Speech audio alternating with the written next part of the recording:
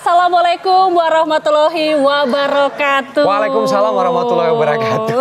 Apa kabar Agita? Kabar baik, Kita belum Ferdi. lebaranan ya. Oh iya, mohon minal maaf aidin, lahir dan batin. Mohon maaf lahir dan batin. Gimana udah berapa porsi opornya? Sudah banyak tentunya, Sudah banyak ya? Perut sudah kenyang dan saya yakin ya pemirsa TV One juga tentunya pada hari ini di hari kedua Lebaran ini pasti ada banyak sekali rangkaian kegiatan Betul. yang hari ini dilakukan. Dan biasanya di hari Lebaran kedua ini sudah ada tuh list lokasi wisata mana yang akan dikunjungi bersama keluarga. Nah, gitu itu ya. dia. Kalau kemarin musimnya silaturahmi, hari ini udah mikirin mau kemana sih hari ini menghabiskan waktu liburnya yang katanya akan cukup panjang. Ya. Nah. Oke, kita kembali di Indonesia Berlebaran. Saya Ferdi Ilyas dan juga saya Agita Mahrika Bangun dan Anda selama 2,5 jam ke depan akan menyaksikan informasi selengkapnya dan inilah Indonesia Berlebaran selengkapnya. Langsung saja kita awali dari informasi pertama pemirsa karena meresahkan anggota TNI Polri membubarkan konvoi anggota geng motor di Jalan Raya Kabupaten Maros, Sulawesi Selatan.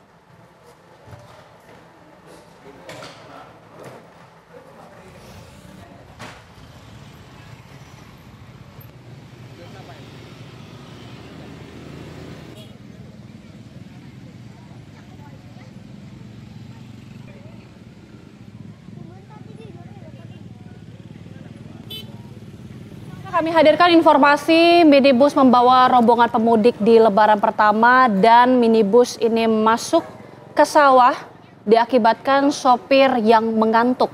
Kejadian ini pun terjadi di Bogor, Jawa Barat, pemirsa.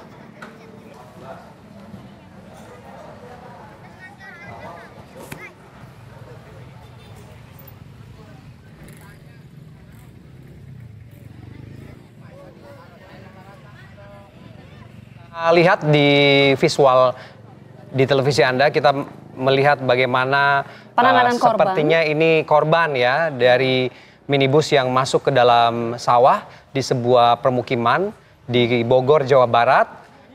Ya, ini tentunya hal yang cukup memprihatinkan ya, mengingat Hari Raya Idul Fitri yang seharusnya dirayakan dengan sukacita.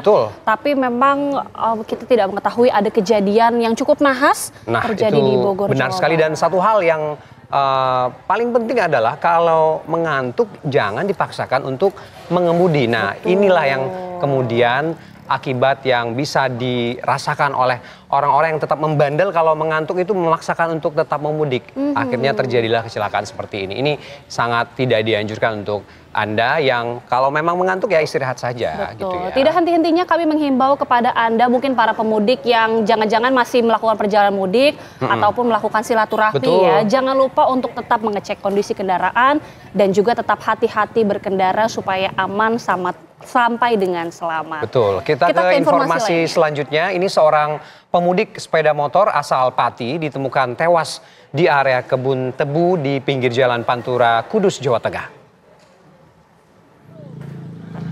Ya, saat ditemukan tubuh korban berdekatan dengan sepeda motor dan parcel barang bawaannya. Dan belakangan ini diketahui korban bernama Muhammad Sidik, warga desa Kembang, Kecamatan Duku Seti, Kabupaten Pati, Jawa Tengah. Diduga ini korban mengalami kecelakaan tunggal saat melintas di Jalan Raya Kudus Pati. Meski demikian, kasus kecelakaan tersebut juga masih dalam penyelidikan kepolisian Polres Kudus.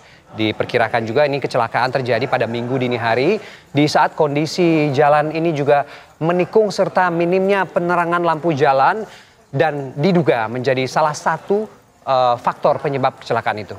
Ya, ini juga kembali salah satu potret yang cukup miris.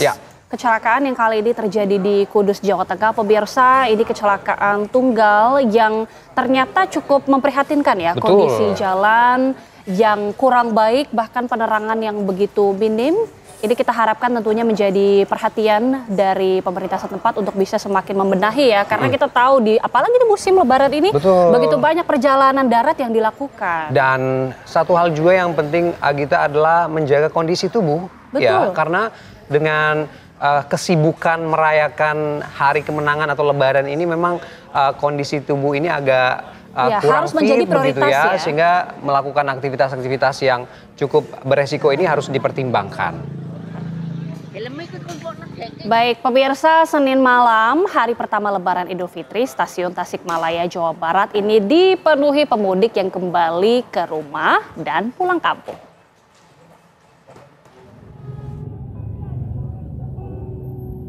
Hari pertama Lebaran Idul Fitri 2025, penumpang yang menggunakan moda transportasi kereta api di stasiun Tasikmalaya sudah mulai ramai Senin malam. Tidak hanya pemudik yang akan kembali ke kota asal, tetapi ada juga mereka yang baru melaksanakan pulang kampung. Kita mau pergi ke Yogyakarta, Pak. Ke Yogyakarta. Kenapa memilih mudik hari ini, Cak? Kita berempat ini pengen Lebaran di sini dulu, di Ciamis. Oh, di Ciamis. Kita berasal dari Ciamis. Oke. Jadi setelah sholat Id di Ciamis, selesai mengunjungi keluarga yang ada di sini, baru kita mudik ke Jakarta, Pak. Antisipasi penuh juga mungkin ya di kereta. Salah satunya itu. Ya mudah-mudahan nggak terlalu penuh. Oke. Data dari Pos Pelayanan Operasi Ketupat Lodaya 2025, penumpang yang naik dari stasiun Tasikmalaya sejak Senin pukul 8 pagi hingga pukul 9 malam berjumlah 983 orang. Sedangkan penumpang yang turun berjumlah 929 orang.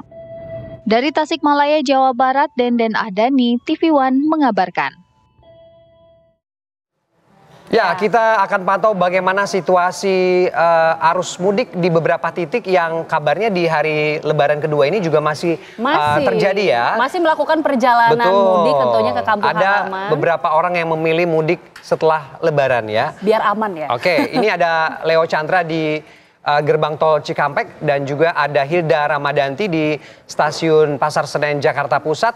Iya, kita ke mana terlebih dahulu ya? Kita ke Cikampek ya. Oke, ada Leo di sana. Leo, selamat pagi. Leo, bagaimana pantauan Anda di sana? Apakah masih padat lalu lintas di gerbang tol Cikampek pagi ini? Selamat pagi, Ferdi Ilyas, Gita Malika dan juga pemirsa TV One. Pantauan kami langsung untuk mengabarkan di gerbang tol Cikampek. Memang untuk sampai saat ini pun di H+1 Lebaran, pantauan kami ada sebanyak total 13.536 kendaraan yang didominasi ini merupakan kendaraan mobil pribadi, di mana untuk mobil yang juga dari Jakarta menuju ke Jawa yang melalui dari tol Cikampek sendiri, ini ada berjumlah 8.366 kendaraan. Sementara untuk kendaraan yang menuju dari arah Jawa menuju ke Jakarta melalui tol Cikampek ini melalui ada 5.170 kendaraan yang didominasi oleh kendaraan mobil. Dan informasinya juga bahwasannya memang untuk kepadatan ataupun kemacetan ini akan terjadi di H+3 Lebaran. Artinya H+3, H+4 dan H+5 ini juga dari tol Cikampek ini juga akan dipenuhi oleh kendaraan roda 4 yang akan juga melalui ataupun melintas. Sementara pantauan kami juga di beberapa titik ini sudah diberlakukan kontraflow pada pukul 8.20 waktu Indonesia Barat tadi pagi, yaitu di kilometer 63, kemudian di kilometer 64 dan juga di kilometer 65. Dan informasinya juga kepadatan ini juga sudah mulai terjadi dari tol Cikampek menuju Jakarta di kilometer 45, kilometer 58 dan juga di kilometer 61. Sementara kepadatan dari tol MBZ menuju ke tol Cikampek dan juga Jawa ini meliputi di kilometer 41. Pantauan kami memang sampai saat ini sudah terpantau sangat padat, dan juga di kilometer 57 dan di kilometer 58 maksud kami. Sementara di kilometer 61 dan 63 dan di kilometer 68 dan juga 69 pantauan kami juga untuk wilayah ini juga sudah mulai dipadati oleh kendaraan. Memang pantauan kami sampai saat ini ramai lancar.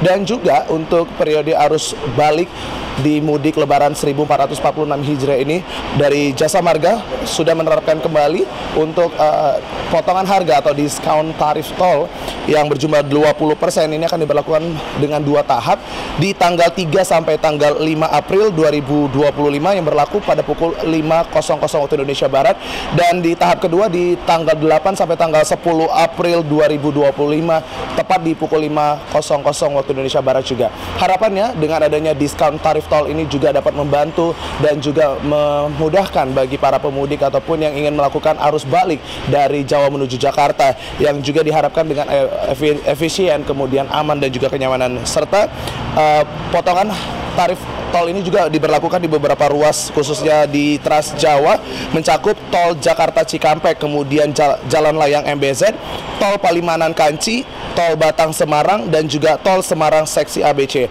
Dan juga pantauan kami di gerbang-gerbang tol yang ada di Cikampek ini seperti di Cikatama 2, kemudian di Cikatama 4 dan Cikatama 6 yang terdiri dari 7 gerbang, kemudian 4 gerbang dan 4 gerbang. Ini memang saat pagi ini terpantau ramai lancar. Seperti yang juga dilihat di belakang saya ini, pantauan kami memang pada saat pagi ini belum terjadi kepadatan yang cukup signifikan. Namun informasinya kepadatan ini akan terjadi mulai signifikan siang menjelang sore hingga ke malam hari nanti. Dan kami akan sama-sama mengupdate terkait dengan kepadatan yang akan terjadi untuk arus balik mudik 2024 Idul Fitri 1446 Hijriah. Dan Anda juga dapat memperbarui lagi informasi dengan menyaksikan TV One. Dan informasi terbaru juga bahwasannya untuk sejumlah ganjil genap ini akan diberlakukan sejak tanggal 3 dan juga tanggal 7 April, yang diberlakukan sejak pukul 00 hingga pukul 24.00. Begitu laporan kami, Ferdi Ilyas dan Agita kembali ke studio. Baik, terima kasih Leo Chandra, informasi langsung dari GT Cikampek. Terpantau ini cukup ramai lancar meskipun ada beberapa titik kepadatan. Nah, dari moda transportasi darat kita juga pantau bagaimana untuk moda kereta. Kali ini bersama dengan Hilda Ramadanti di Stasiun Senen. Hilda, selamat pagi. Apakah masih ada penumpang ataupun pemudik yang melakukan perjalanan melalui kereta? Ya baik, selamat pagi Agita dan juga Ferdi. Memang pantauan kami di Stasiun Pasar Senen ini masih dipadati oleh para pemudik yang baru melakukan arus mudik setelah H+1 Hari Raya Idul Fitri kemarin. Dan memang untuk hari ini untuk hari ini Stasiun Pasar Senen ini menyediakan 39 kereta api jarak jauh, di mana ini total seatnya 25.938 dengan total seat yang terjual ini hampir 26.581. Nah, sekarang mari kita coba tanya kepada salah satu pemudik yang akan melakukan arus mudik hari ini yang ada di belakang saya ini. Halo, selamat pagi Mbak, Mas, mohon maaf. Halo, dengan Mas siapa? Husen. Mas Husen hari ini mau melangsungkan perjalanan mudik ya Mas ya? Iya. Kenapa milih mudik hari ini Mas? Karena ini sih menghindari macet aja. Terus juga dapatnya di tanggal ini. Iya. Rencananya mau mudik kemana Mas? Rencana mau mudik ke Amerika ya. Ke Tegal, Brebes. Ini saudara-saudara udah pada kumpul di sana semua ya Mas berarti ya? Iya. Rencananya kereta apinya naik jam berapa dan kereta api apa Mas? Tegal Bahari jam 10.40. Berarti sebentar lagi ya Mas ya bakal berangkat nih ke Tegal nih. Semoga selamat sampai tujuan ya Mas ya. Terima kasih banyak Mas Husen dan Mbak. Nah, begitulah pemirsa bincang-bincang saya dengan salah satu pemudik yang memang baru saja melakukan arus mudik hari ini, dikarenakan memang ada alasan yang mengatakan bahwa menghindari kemacetan atau menghindari kepadatan yang terjadi di Stasiun Pasar Senen ini. Namun memang manajer dari Humas KAI Daob 1 Jakarta, Iksvan juga menyampaikan ataupun menghimbau kepada para pemudik yang baru saja melangsungkan arus mudik hari ini diharapkan untuk membeli tiket terlebih dahulu, dikarenakan memang seiring berjalannya waktu tiket ini akan berangsur habis begitu ya, dan kesediaannya akan menjadi terbatas. Dan memang jika kami bandingkan dengan puncak arus mudik yang terjadi pada H-2 ataupun H-3 sebelum Hari Raya Idul Fitri kemarin, memang untuk hari ini terpantau sedikit lebih lengan dibanding kemarin. Nah, sementara demikian Agita dan juga Ferdi kembali ke studio. Baik, terima kasih Hilda Ramadati, informasi langsung dari Stasiun Senen, dan tadi juga ada Leo Chandra, informasi langsung dari GT Cikampek Utama Jawa Barat. Terima kasih rekan-rekan, selamat bertugas kembali. Ya. Dan pemirsa, usai jeda, kami akan kembali dengan siaran langsung dari tempat rehabilitasi orang dengan gangguan jiwa, dan juga akan kami hadirkan narasumber Ustadz Jailani untuk membahas tradisi sungkeman di Hari Raya Idul Fitri. Jangan kemana-mana, tetap bersama kami di Indonesia Berlebaran.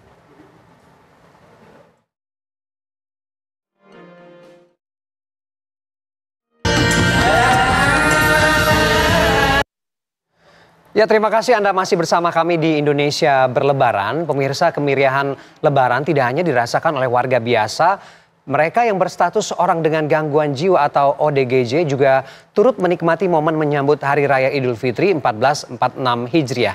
Dan salah satunya dirasakan oleh ratusan ODGJ di Lamongan, Jawa Timur. Meski mengalami gangguan mental, mereka tetap khusyuk saat menunaikan salat Idul Fitri.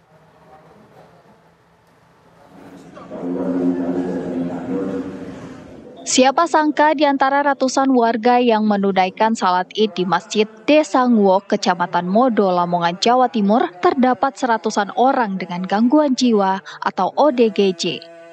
Mereka yang kini dirawat di Pondok Pesantren Rehabilitas Mental Yayasan Berkas Bersinar antusias menempati syaf yang telah disediakan pihak pengelola masjid. Begitu pula saat menunaikan sholat, mereka juga khusyuk, layaknya orang normal. Di pondok pesantren yang didirikan Ibda Purnomo, seorang anggota Binmas Polres Lamongan ini, setidaknya terdapat 317 ODGJ, termasuk 32 diantaranya ODGJ perempuan. Rata-rata ODGJ yang dirawat Ibda Purnomo bersama istrinya ditemukan dalam kondisi berkeliaran di jalan. Dengan keuletan serta kesabaran, Ibda Purnomo merawat mereka agar dapat sembuh dan kembali ke keluarganya masing-masing.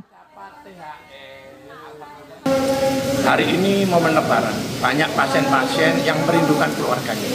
Pasien tadi alhamdulillah hari ini bangunnya pagi, semuanya kami ajak sholat berjamaah Idul Fitri di masjid, dan semuanya ini tadi kami ajak jalan-jalan untuk mengobati rasa rindu mereka. Alhamdulillah pasien yang kami rawat sekarang sudah mulai membaik, jadi mereka juga kangen keluarga, apalagi di momen lebaran ini mereka kepingin dibesuk keluarganya atau pulang, namun masih banyak dari mereka yang terlantar dan tidak diakui oleh keluarganya. Per hari ini ada 98 pasien terlantar yang tidak mau diakui keluarganya, bahkan tidak mengenal keluarganya. Di antara ratusan ODGJ yang dirawat di Pondok Pesantren Rehabilitas Mental ini terdapat 98 ODGJ tak memiliki keluarga. Dari Lamongan, Jawa Timur, Muhammad Mahrus, TV One mengabarkan. Wah, Masya Allah luar biasa, betul-betul menginspirasi dan juga menggugah ya tentunya. Dan pemirsa, kami langsung saja di Indonesia Berlebaran akan berbincang bersama dengan anggota Binmas Polres Lamongan, Ibda Purnomo, yang merupakan pengurus yang juga menampung para ODGJ ini, luar biasa. Nah, kita lihat saat ini. Oke, sambil kita menunggu berbincang, nah ini dia sudah hadir Ibda Purnomo. Assalamualaikum warahmatullahi selamat pagi Ibda Purnomo. Minal aidin wal faizin. Waalaikumsalam warahmatullahi wabarakatuh. Selamat pagi. Minal aidin wal faizin. Mohon maaf. Luar biasa. Ibda Purnomo, ini mungkin bisa dijelaskan saat ini lagi sedang apa kegiatan yang dilakukan pada pagi hari ini? Saat ini kami habis melaksanakan sholat sunnah duha. Habis itu kami lanjut untuk berbagi makan pagi. Jadi tadi pagi sudah kami ajak olahraga bareng. Habis itu pulang mandi, terus sholat duha. Sekarang posisinya lagi makan. Nah, ini lagi antri makan. Yuk, pergi. Ya, alhamdulillah hari ini total pasien yang kami rawat per hari ini ada 317 pasien. Yang mana 98 pasien dinyatakan terlantar tidak ketemu dengan keluarganya. Dan insya Allah nanti akan kami rawat seumur hidup. Wah, luar biasa. Pak Purnomo, sambil kemudian kita melihat pasien ini sedang sarapan begitu ya. Kita ingin berbincang sedikit, ingin tanya-tanya begitu. Satu hal yang ini perlu ditanyakan kepada Anda, bahwa di luar sana Anda sudah dijuluki sebagai seorang polisi baik begitu. Polisi baik. Anda memaknai sebutan seperti ini bagaimana, Pak Purnomo? Siap, mohon izin Bapak, manusia itu tempat salah, hilaf dan dosa. Kami hanya sebagai anggota kepolisian ingin belajar baik. Intinya kami ini bukan polisi baik, namun kami polisi yang selalu ingin belajar baik, berbuat baik, dan bermanfaat untuk sesama. Kenapa kemudian Anda ingin melakukan pekerjaan seperti ini, Pak? Awal mulanya seperti apa? Ya, awal mulanya kami selaku anggota Babin Kamtibmas, kami menemukan orang dengan gangguan jiwa di daerah kami, di mana kami ditugaskan. Namun kami tidak bisa serta-merta hanya melihat, kami juga tidak serta-merta menitipkan ke rumah sakit gangguan jiwa, rumah sakit jiwa. Jadi semakin banyak orang-orang yang kami temukan, pada saat itu kami hanya mampu merawat 5 pasien orang dengan gangguan jiwa. Karena banyak orang Indonesia baik mendukung kegiatan kami, alhamdulillah kegiatan ini hampir mampu bertahan di 7 tahun. Wow. Dan semakin banyak. Dan ini sudah masuk di tahun ke-7. Dan mohon doanya mudah-mudahan tahun ini juga kami akan mendirikan masjid yang kami khususkan untuk pasien-pasien kami. Karena selama ini pasien kami kalau sholat itu kita ajak jalan bareng menuju masjid di sekitar kampung tempat tinggal kami berada. Oke, dari awalnya 5 pasien, Pak Purnomo, hingga saat ini bahkan sudah ratusan sampai 300 pasien. Tapi saat ini untuk mengurus para pasien ini, apakah hanya berdua saja atau memang sekarang sudah banyak melibatkan juga orang-orang lainnya? Karena kan banyak ini Pak Purnomo. Ya, jadi mohon maaf Mbak, kami sampaikan bahwasannya kami berterima kasih kepada Bapak Kapolres Lamongan, kepada Bapak Kapolri langsung karena memberikan fasilitas ke kami. Kami juga ada dokter spesialis, kami juga ada 3 perawat, kami ada 11 guru ngaji, kami juga ada 5 tim ruqyah, dan kami juga ada 12 relawan. Ya, jadi kami itu, terus kami juga mengucapkan terima kasih kepada seluruh warga masyarakat Indonesia yang ternyata sangat antusias mendukung kegiatan kami dengan cara melihat konten-konten kami. Jadi alhamdulillah kami mampu merawat ini karena kami punya akun media sosial yang mana insya Allah mudah-mudahan kami istiqomah seluruhnya kami pakai untuk kegiatan ini. Oke, Pak Purnomo gini, Anda tahu bahwa secara sadar apa yang Anda lakukan ini adalah menyulitkan untuk Anda. Tapi kemudian kenapa ini terus konsisten Anda lakukan, apalagi mengurus orang dengan keterbatasan masing-masing seperti ini, tentu bukan hal yang mudah, Pak. Apa cerita di balik ini? Kalau ada orang yang ngomong ini sulit karena mereka belum paham. Namun alhamdulillah kesulitan-kesulitan yang kami alami bersama istri, bersama tim relawan, semuanya akan berubah manis di saat orang-orang pasien dengan gangguan jiwa yang mungkin puluhan tahun terlantar, mungkin puluhan tahun tidak ketemu keluarganya, bisa ketemu keluarganya. Banyak pasien-pasien kami yang kami rawat yang sebelumnya tidak bisa mengaji, sampai bisa khatam Quran. Alhamdulillah. Ada yang nggak bisa sholat, bisa sholat. Ada yang nggak ketemu keluarganya, bisa ketemu keluarganya. Dan alhamdulillah pasien yang sudah kami rawat, kami nyatakan siap pulang, insya Allah selama 7 tahun hampir kurang lebih 5.000 orang. Dan yang sudah sehat, mereka bisa bekerja. Mereka kembali lagi ke kami untuk memberikan bantuan-bantuan yang mungkin nggak seberapa namun luar biasa buat kami. Jualan nasi goreng, jualan es, jualan ayam. Mereka kembali mengucapkan terima kasih kepada kami.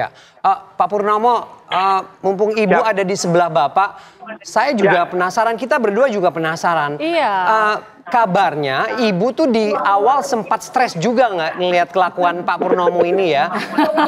Ada cerita apa di balik itu? Iya, karena begitu banyak orang yang ditampung di rumah dengan berbagai macam tingkah pola dan kelucuan yang ataupun hal-hal random yang mereka lakukan.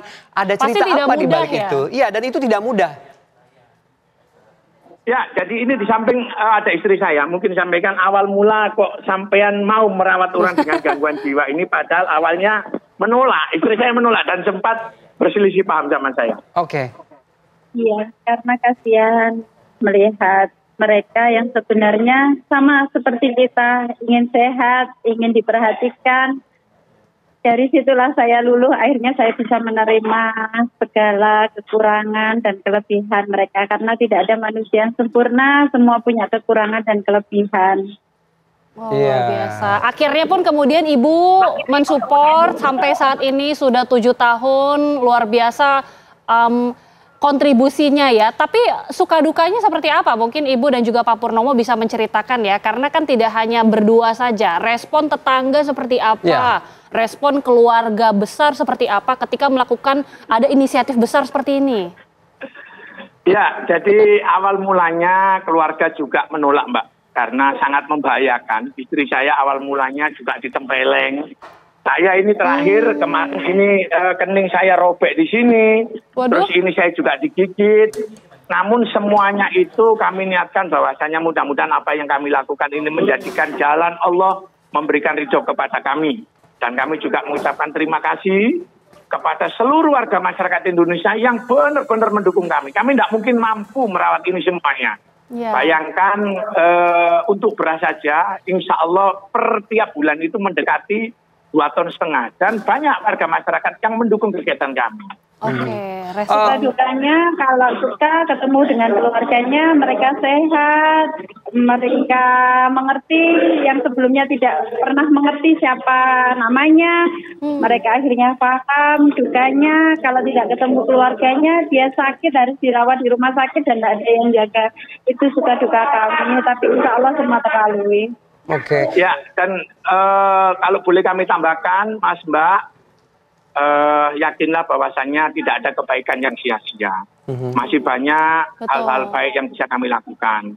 Yang membuat kami sedih, jujur terakhir beberapa bulan ini, ada orang dengan gangguan jiwa yang masih punya keluarga, namun menolak. Sehingga pada saat meninggal dunia kemarin kami makamkan, yang gali kubur juga pasien-pasien kami, yang mendoakan juga kami bersama pasien-pasien. Mudah-mudahan siapapun yang memiliki keluarga dengan gangguan jiwa, ayo kita rawat dengan baik, kita bawa ke dokter, mudah-mudahan itu jalan Allah ridho ke kita semuanya. Ya. Pak Purnomo, terakhir pertanyaan untuk Anda di momentum Lebaran hari ini, bagaimana kemudian bisa merayakan hari kemenangan dengan orang-orang dengan keterbatasan yang Bapak tampung di rumah Bapak sendiri, apa memaknai situasi dan kondisi hari ini, Pak, dengan teman-teman dengan keterbatasan yang di sana? Manusia sebagai makhluk Allah Subhanahu wa Ta'ala sama, memiliki kesempatan sama, kepingin merayakan hari raya, kepingin kumpul dengan keluarganya. Jadi buat siapapun yang lihat video tayangan ini, mumpung kita masih diberikan sehat, diberikan keluarga, kita jaga keluarga kita baik-baik. Sebelum diakhiri mungkin saya mau negur teman-teman. Ya. Assalamualaikum semuanya. Mumpung kita lagi live sama tim Ban, ayo kita ucapkan minal aidin wal faizin bareng-bareng. 1, 2, 3. Minal aidin wal faizin. Wow, Masya Allah. Mohon maaf lahir batin. Terima kasih sekali lagi Ibda Purnomo. Terima kasih juga Ibu dan juga teman-teman pasien sekaligus ya, yang hari ini merayakan Hari Raya Idul Fitri. Betul. Tadi sudah makan bersama, sarapan bersama. Betul. Ini betul-betul menggugah dan juga menginspirasi sekali. Betul. Dan satu hal yang saya pahami adalah sebaik-baiknya manusia adalah yang memberikan manfaat bagi manusia lain. Nah, inilah yang kemudian patut diteladani dari seorang Ibda Purnomo, ya, pemilik panti rehabilitasi orang dengan gangguan jiwa. Terima kasih sekali lagi. Dan pemirsa, usai jeda kami juga masih akan menghadirkan sejumlah informasi lainnya, dan tentunya kita akan hadirkan usai jeda. Tetaplah bersama kami di Indonesia Berlebaran. Anda kembali bersama kami di Indonesia Berlebaran. Pemirsa, ribuan warga binaan di lembaga permasyarakatan dan rumah tahanan di tanah air ini mendapatkan remisi atau pemotongan masa hukuman tahanan di Hari Raya Idul Fitri 1446 Hijriah dan juga Hari Raya Nyepi.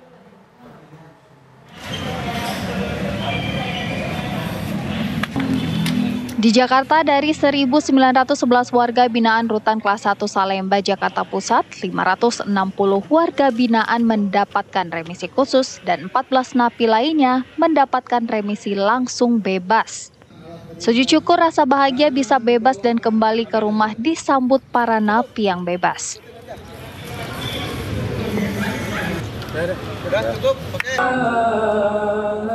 1.110 warga binaan yang menghuni di Lembaga Pemasyarakatan Kelas 2A Bekasi, Jawa Barat, Senin pagi mendapatkan remisi atau pengurangan masa hukuman. Pengurangan masa hukuman mulai dari 15 hari hingga 2 bulan masa tahanan.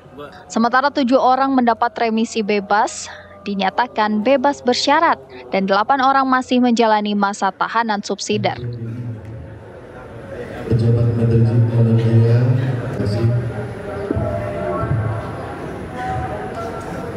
yang lepas daripada dosa-dosa yang pernah dilakukan. Di Kabupaten Luwu Utara, Sulawesi Selatan, 255 orang narapidana rutan kelas 2B Masamba mendapatkan remisi atau pengurangan masa tahanan saat perayaan Lebaran Idul Fitri 1446 Hijriah 2025 Masehi.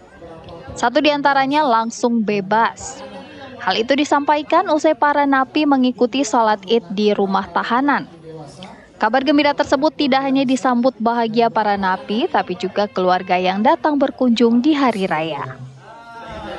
Agar tetap mematuhi aturan yang telah kami tentukan.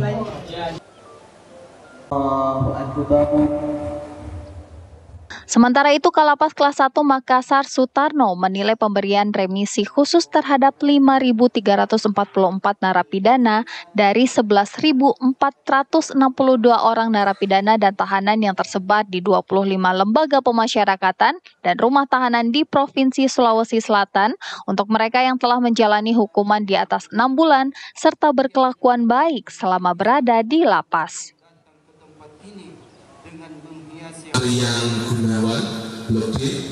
Di Sleman, sebanyak 114 napi lapas kelas 2B Sleman atau lapas Cebongan mendapatkan remisi atau pengurangan masa tahanan. Kabar baik tersebut disambut gembira para napi. Pada tahun ini, Kementerian Imigrasi dan Pemasyarakatan memberikan remisi bagi 157.933 narapidana di seluruh Indonesia. Remisi diberikan dalam rangka Hari Raya Idul Fitri dan Hari Raya Nyepi. Tim TV One mengabarkan.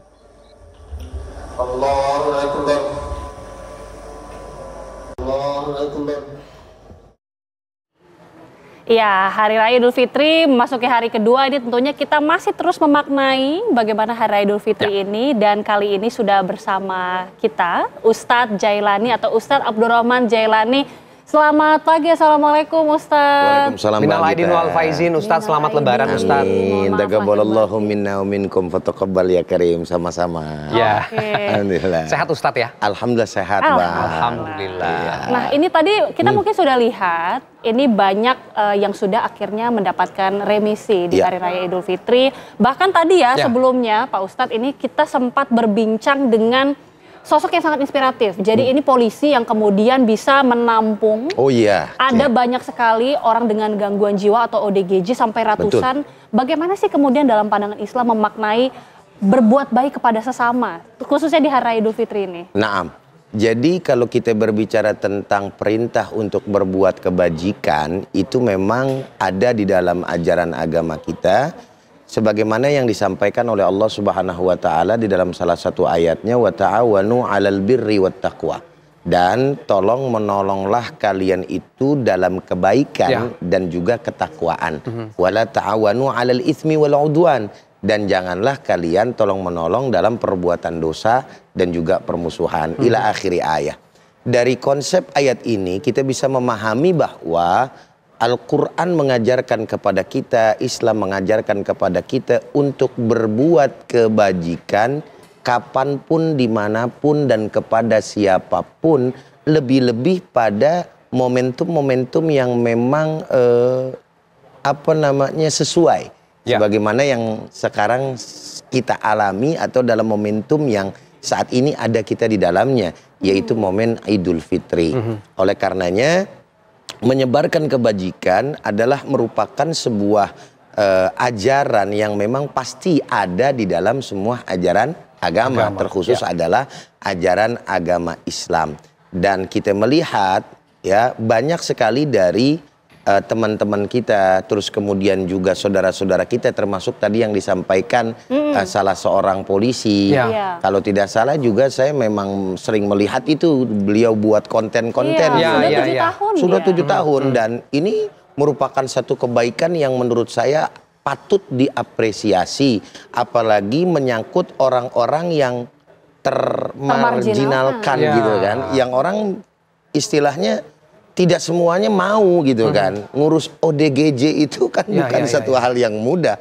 Orang ngurus yang waras aja susah, apalagi mengurus orang-orang yang memang punya keterbelakangan mental dan lain sebagainya, membutuhkan kesabaran, membutuhkan daripada mental juga yang kuat. Bahkan sampai beliau kan dalam salah satu kontennya pernah saya lihat itu dipukul sampai berdarah. Iya betul, tadi sempat cerita juga Ustadz, digigit, dicakar, betul, dicakar sampai berdarah itu. Nah artinya ini merupakan satu hal yang memang tidak mudah. Maka berbahagialah bagi orang-orang yang mampu melakukan itu dan melaksanakan itu sehingga bisa menebar daripada kemanfaatan kepada sesama. Karena kata Nabi SAW juga di dalam sabdanya, khairun nas anfa'uhum linnas. Sebaik-baiknya manusia itu adalah orang yang bermanfaat pula kepada manusia yang lainnya. Bukan hanya saja terhadap sesama agama tentunya, tetapi kepada siapapun tanpa memandang latar belakang agama, ras, suku dan lain sebagainya. Itulah hakikat kenapa kemudian diciptakannya agama ini, terkhusus juga ajaran agama Islam yang dibawa oleh baginda Nabi besar Muhammad SAW. Oleh karenanya pula nama agama kita adalah Islam, gitu kan, dimana membawa keselamatan, kedamaian sesuai dengan arti dalam bahasa Arab itu sendiri. Gitu. Ustadz, tapi kemudian ikhlas itu sulit, begitu ya? Ikhlas itu tanpa tapi. Betul sekali. Tapi dijawabnya nanti Ustadz, kita akan jeda sejenak. Indonesia Berlebaran akan kembali sesaat lagi, tetaplah bersama kami. Terima kasih Anda masih bersama kami di Indonesia Berlebaran. Kita ke informasi selanjutnya. Ratusan lansia terlantar dan tidak mendapat perhatian keluarga ditampung dan dirawat secara gratis di Gria Lansia di Malang, Jawa Timur. Selain mencukupi kebutuhan sehari-hari, para lansia di tempat ini juga diberikan bimbingan rohani di usia senja mereka.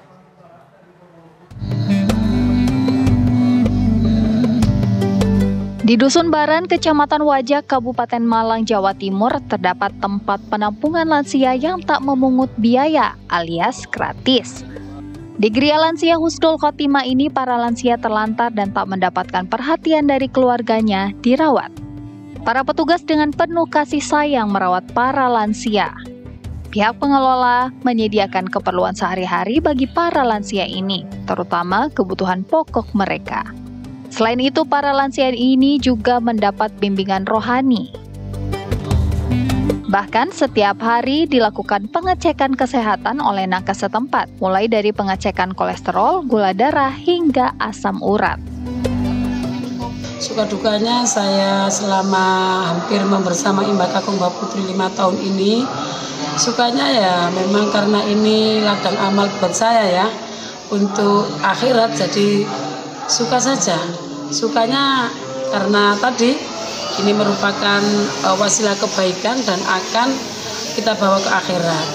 Dukanya kalau seandainya pagi kita menemui BAP, PAK di sembarangan, itu dukanya. Tapi itu memang bagian dari lansia, jadi kami untuk merawat dengan senang hati, gitu Mas. Ya kebetulan yang relawan yang untuk nakesnya saya sendiri Mas. Tapi kalau seandainya ada orang-orang yang baik hati, saya mengundang kepada nakes atau kepada dokter, kepada semua yang merasa nakes mau berkecimpung atau mau berkontribusi di Gria Lansia, monggo Pinara, kami welcome.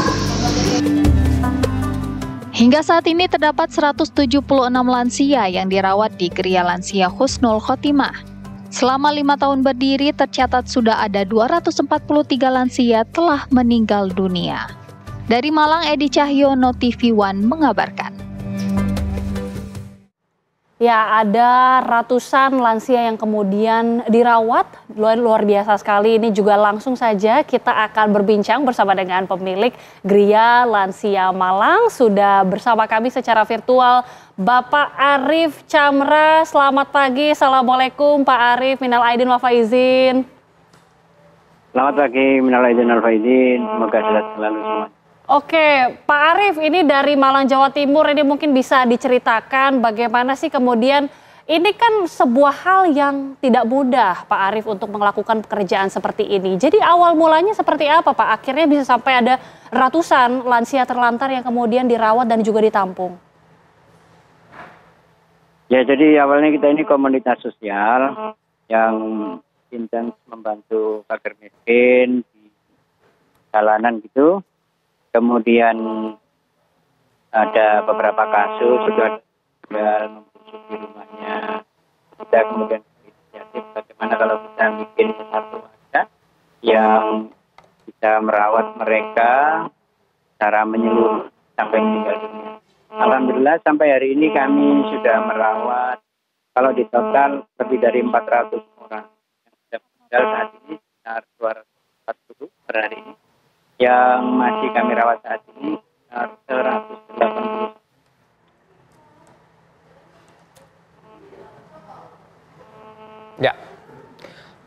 Ya, kita mengalami gangguan komunikasi dengan Pak Arief ya. Sambil mungkin terus diperbaiki komunikasi, tapi tadi kita sudah dengar ternyata tidak 100 ya, bahkan sudah sampai 400 lansia yang kemudian dirawat. Betul, dan bermula dari komunitas sosial, kemudian berkembang menjadi sebuah panti yang menampung dan merawat lansia-lansia terlantar itu. Kita kembali ke Pak Ustadz. Pak Ustadz, sebelum ini kita juga sudah melihat bagaimana ODGJ dirawat dan sekarang juga ada para lansia yang juga ditampung dan dirawat secara sabar dan ikhlas. Nah, memaknai kata ikhlas ini, Pak Ustadz, lagi-lagi ikhlas itu harusnya tanpa batas dan tanpa tapi begitu. Betul. Tapi kemudian menjalankan itu tuh tidak gampang, Pak Ustadz. Bagaimana bisa kita tuh istiqomah dengan itu? Baik. Oleh karenanya istiqomah saya ingin sampaikan terlebih dahulu ada sebuah kata-kata yang berbunyi al-istiqomah khairun min alfi karamah. Keistiqomahan itu ya merupakan satu sikap atau perbuatan yang lebih baik dari 1000 macam karomah. Oleh karenanya karena memang balasannya begitu amat sangat luar biasa gitu kan di sisi Allah Subhanahu wa taala, tentu ini merupakan sesuatu hal yang sulit. Dan sesuatu hal yang sulit akan dicapai oleh orang-orang yang terpilih. Gitu. Nah, yang menarik dalam konsep ikhlas di dalam Al-Qur'anul Karim ya, Allah Subhanahu wa taala menamakan surat Al-Ikhlas itu, tetapi di dalamnya tidak ada bahasan ikhlas. Ini yang menarik, gitu kan. Kalau kita berbicara temannya lagi dua surat, itu kan sering digandengkan Al-Ikhlas dengan Al-Mu'awwidzatain. Al-Mu'awwidzatain itu yaitu surat Al-Falaq dan An-Nas. Ketika kita berbicara surat Al-Falaq kan Qul a'udzu birabbil falaq. Ada falaknya.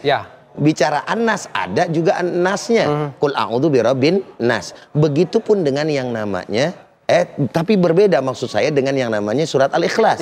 Tidak Qul huwallahul ikhlas. Tetapi di situ adalah Qul huwallahu ahad. Subhanallah. Sehingga ini menjadi satu ciri di mana memang keikhlasan itu ditujukan hanya untuk Allah Subhanahu wa taala. Ya, keikhlasan itu ada. Tetapi keikhlasan itu tidak selalu tampak di luar gitu kan. Sehingga keikhlasan tersebut hanya bertujuan untuk Allah Subhanahu wa taala dan ini akan menjadi sebuah nilai ibadah yang amat sangat luar biasa dan menjadi satu nilai ibadah yang pasti diterima oleh Allah Subhanahu wa taala. Makanya dikatakan di dalam salah satu perkataan lagi di sana berbunyi an-nasu kulluhum halak. Manusia itu semuanya hancur. Illal alimun, kecuali orang-orang yang berilmu. Wal alimuna kulluhum halak. Setiap orang yang berilmu itu hancur. Illal amilun, kecuali orang-orang yang beramal. Wal amiluna kulluhum halak. Orang yang sudah beramal soleh bisa hancur, tidak bisa dapat apa-apa, percuma, sia-sia. Kecuali siapa? Illal mukhlisun. Kecuali orang-orang yang mukhlis. Wal mukhlisuna ala khawatirin azim. Dan orang-orang yang ikhlas cirinya adalah selalu senantiasa merasa bahwa amal perbuatannya kurang dan takut serta khawatir tidak diterima oleh Allah Subhanahu wa taala. Bukan dalam pengertian was-was, tetapi adanya yang namanya kekhawatiran sehingga dia memikirkan amalnya, gitu kan. Bukan memikirkan amal orang lain. Kalau sekarang kan terbalik kan, amal orang lain yang dinilai, iya gitu. Bukan amalnya sendiri. Nah, orang-orang yang ikhlas adalah orang-orang yang memang menjadi manusia-manusia pilihan tentunya dari Allah Subhanahu wa taala, tapi tidak menutup kemungkinan adanya usaha di sana. Oleh karenanya beruntung sekali lagi bagi orang-orang yang mampu melaksanakan segala amal perbuatannya dengan keikhlasan. Dan kita doakan. Sebutannya ini adalah manusia-manusia pilihan yang memiliki hati yang juga ikhlas seperti Pak Arief tadi. Sepertinya komunikasi kita dengan Pak Arief sudah semakin baik. Pak Arief, kita boleh sapa sekali lagi. Ini bisa dijelaskan kembali ya, tadi sedikit agak terputus. Jadi bagaimana Pak, awal mulanya mungkin suka duka bisa ikhlas, akhirnya bisa mengurus sampai ratusan lansia ini bisa ditampung dan juga diurus dengan baik? Jadi begini, awalnya kita itu komunitas sosial yang keliling mencari fakir miskin. Gitu. Kemudian dalam beberapa kasus kami menemukan ada lansia terlantar yang sampai meninggal membusuk di rumahnya. Nah, kemudian kita berinisiatif buat panti kecil-kecilan gitu untuk bisa merawat mereka mulai dari temuan sampai meninggal. Alhamdulillah respon dari masyarakat, dukungan semakin besar. Alhamdulillah sampai detik ini kami sudah merawat 400 lansia lebih. Nah, yang saat ini masih kami rawat itu 181 orang dan yang sudah 240 lansia. Pak Arief, saya juga ingin tahu apakah kemudian para lansia ini adalah mereka-mereka yang terlantar atau mereka yang sengaja dititipkan oleh pihak keluarga ke panti ini? Jadi kami memang fokus di lansia terlantar. Makanya tagline kami itu Pusat Perawatan Lansia Terlantar. Karena kami memberikan layanan yang full free service, di 100% gratis sampai meninggal dunia. Jadi mereka-mereka yang kami temukan di jalanan, di jembatan, di tempat kotor, di makam gitu, kami kumpulkan di sini, kami bina jasmaninya, kemudian rohaninya, sehingga benar-benar bisa menikmati kehidupan di hari tua dengan berkualitas. Karena memang kita gratis, Mas, bisa dibuktikan sendiri, bisa datang ke sini, meskipun operasional kita besar sekali, tapi insya Allah banyak orang baik yang membantu. Tapi Pak Arief, ada kemudian makna terlantar ini cukup luas begitu ya. Apakah kemudian mereka sengaja dibuang oleh orang tuanya, oleh anak dan keluarganya, lalu mereka berada di jalan dan bertemulah dengan dari panti ini, atau bagaimana sebenarnya? Dan selama di sana kan tidak mudah Pak mengurus bagaimana psikologis mereka secara mental, harus dihadapi setiap hari begitu. Apakah kemudian pihak keluarga ada yang datang untuk membayar, Bang? Ya, saat berlebaran misalnya, apakah ada yang berkunjung? Jadi begini, untuk proses terlantarnya itu ada berbagai macam kasus. Ada yang memang dibuang terang-terangan sama anaknya, itu ada. Bahkan seorang ibu itu dibuang di pinggir jalan, itu benar-benar terjadi. Bahkan ada seorang ayah itu yang berteriak-teriak ketika dibuang sama anaknya dari mobil. Tidak ada di sini kasus seperti itu. Jadi kompleks sekali. Tapi yang paling banyak itu ya terlantar karena kemiskinan. Jadi memang benar-benar tidak punya akses sosial, akses ekonomi, akses kesehatan, karena memang betul-betul tinggal di tempat-tempat kumuh. Ya, baik Pak Arief. Kita berharap yang terbaik untuk para lansia yang ada di sana ya Pak, agar kemudian hari tua yang mereka nikmati ini berkualitas begitu ya, dengan mendapatkan perawatan dan perhatian dari teman-teman di panti atau gria yang Pak Arief urus saat ini. Terima kasih Pak Arief sudah berbagi informasi dengan kita pagi ini. Assalamualaikum Pak. Waalaikumsalam. Terima kasih Pak Arief. Pak Ustadz, kita sudah mendengar ya bagaimana tadi beberapa lansia itu yang memang ditemukan terlantar karena kondisi ekonomi, tapi ada juga yang sengaja dibuang, Pak Ustadz. Diturunkan dari mobil secara terang-terangan dan dibiarkan. Saya sampai merinding mendengar pernyataan seperti itu. Ini apa yang terjadi sebenarnya dengan situasi ini, Pak Ustadz? Iya, itu dikarenakan ketidakpahaman atau memang orang-orang yang Allah Subhanahu wa Ta'ala biarkan dia menjadi orang-orang yang tidak baik, dipilih menjadi orang-orang yang durhaka. Dan ini sebagai sebuah bukti nyata gitu kan, bahwa ada anak-anak yang memang betul-betul durhaka loh terhadap kedua orang tuanya gitu kan.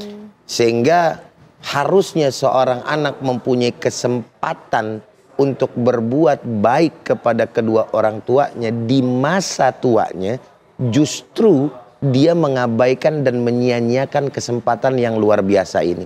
Apa latar belakang yang menyebabkan hal itu? Mungkin bisa banyak gitu alasan-alasan, tetapi dalam pandangan saya tentunya yang pasti ini karena memang ketiadaan keimanan yang kuat berdasarkan ilmu agama juga yang kuat. Sebab bagi orang-orang yang paham akan agama gitu kan, maka dia akan paham betul bagaimana konsep birrul walidain di dalam Al-Qur'anul Karim. Sebagaimana Allah Ta'ala menyampaikan wa qadha rabbuka alla ta'budu illa iyyah wa bil walidaini ihsana, kata Allah. Dan sembahlah Allah Subhanahu wa Ta'ala dan berbuat baiklah kepada kedua orang tua. Itu konsep Islam sudah jelas. Nabi menyampaikan juga dalam sabda yang lain, ridallah fi ridal walidain wa sukhtullah fi sukhtil walidain. Ridhonya Allah itu tergantung kedua orang tua. Dan murkanya Allah Ta'ala tergantung murka kedua orang tua. Gitu kan. Sehingga secara sederhana orang yang mungkin bodoh sekalipun dalam pemahaman agama harusnya memahami konsep ini gitu loh. Nah, tetapi inilah yang terjadi dan amat sangat luar biasa bagi kita. Jangankan membayangkannya seperti Bang Ferry tadi bilang, kita baru mendengarnya aja sampai merinding. Ada orang tua macam seperti itu yang sudah tua renta dibuang oleh anaknya. Sampai tadi Pak Arief bilang ada yang menangis karena ditelantarkan oleh anaknya. Betul sekali. Na'udzubillah summa na'udzubillah. Dan Pak Arief ini adalah merupakan, lagi-lagi kita sampaikan, adalah orang pilihan Allah Subhanahu wa Ta'ala. Karena nggak mudah loh. Yang punya darah daging saja tidak mau mengurus orang tuanya, sedangkan Pak Arief yang bukan siapa-siapanya mampu untuk mengurus orang tua rentah tersebut, bukan hanya 1 dan 2, tetapi banyak orang tua yang terlantar yang diurus oleh beliau. Sehingga Allah Subhanahu wa Ta'ala bukakan pintu-pintu rezeki tentu bagi orang-orang yang memang ingin berbuat baik. Sebagaimana tadi yang disampaikan oleh Pak Arief, kita dengar alhamdulillah ada saja rezeki-rezeki yang datang untuk kemudian bisa membantu beliau mengurus daripada lansia-lansia ini. Kebaikan-kebaikan yang sudah diberikan itu akan dibalas dengan bentuk kebaikan-kebaikan lain ya. Betul sekali. Diterima oleh Pak Arief dan teman-teman di Geria Lansia tadi. Pak Ustadz, kita tahan dulu, kita akan jeda sejenak. Nanti kita juga akan memantau secara langsung bagaimana situasi open house ya di rumah Gubernur Sumatera Utara, Bobi Nasution. Kita kembali usai jeda, tetaplah bersama kami di Indonesia Berlebaran. Anda kembali bersama kami pemirsa di Indonesia Berlebaran. Nah pemirsa, sekarang kami ingin mengajak Anda untuk memantau bagaimana sih sebenarnya situasi open house di sejumlah toko-toko ataupun rumah toko-toko. Kali ini kita akan pantau di Sumatera Utara, tepatnya di rumah dinas Gubernur Sumatera Utara Bobi Nasution. Ini sudah ada rekan kami, Wanasari, yang siap mengabarkan dari sana. Wanasari, seperti apa suasana open house di sana? Silakan.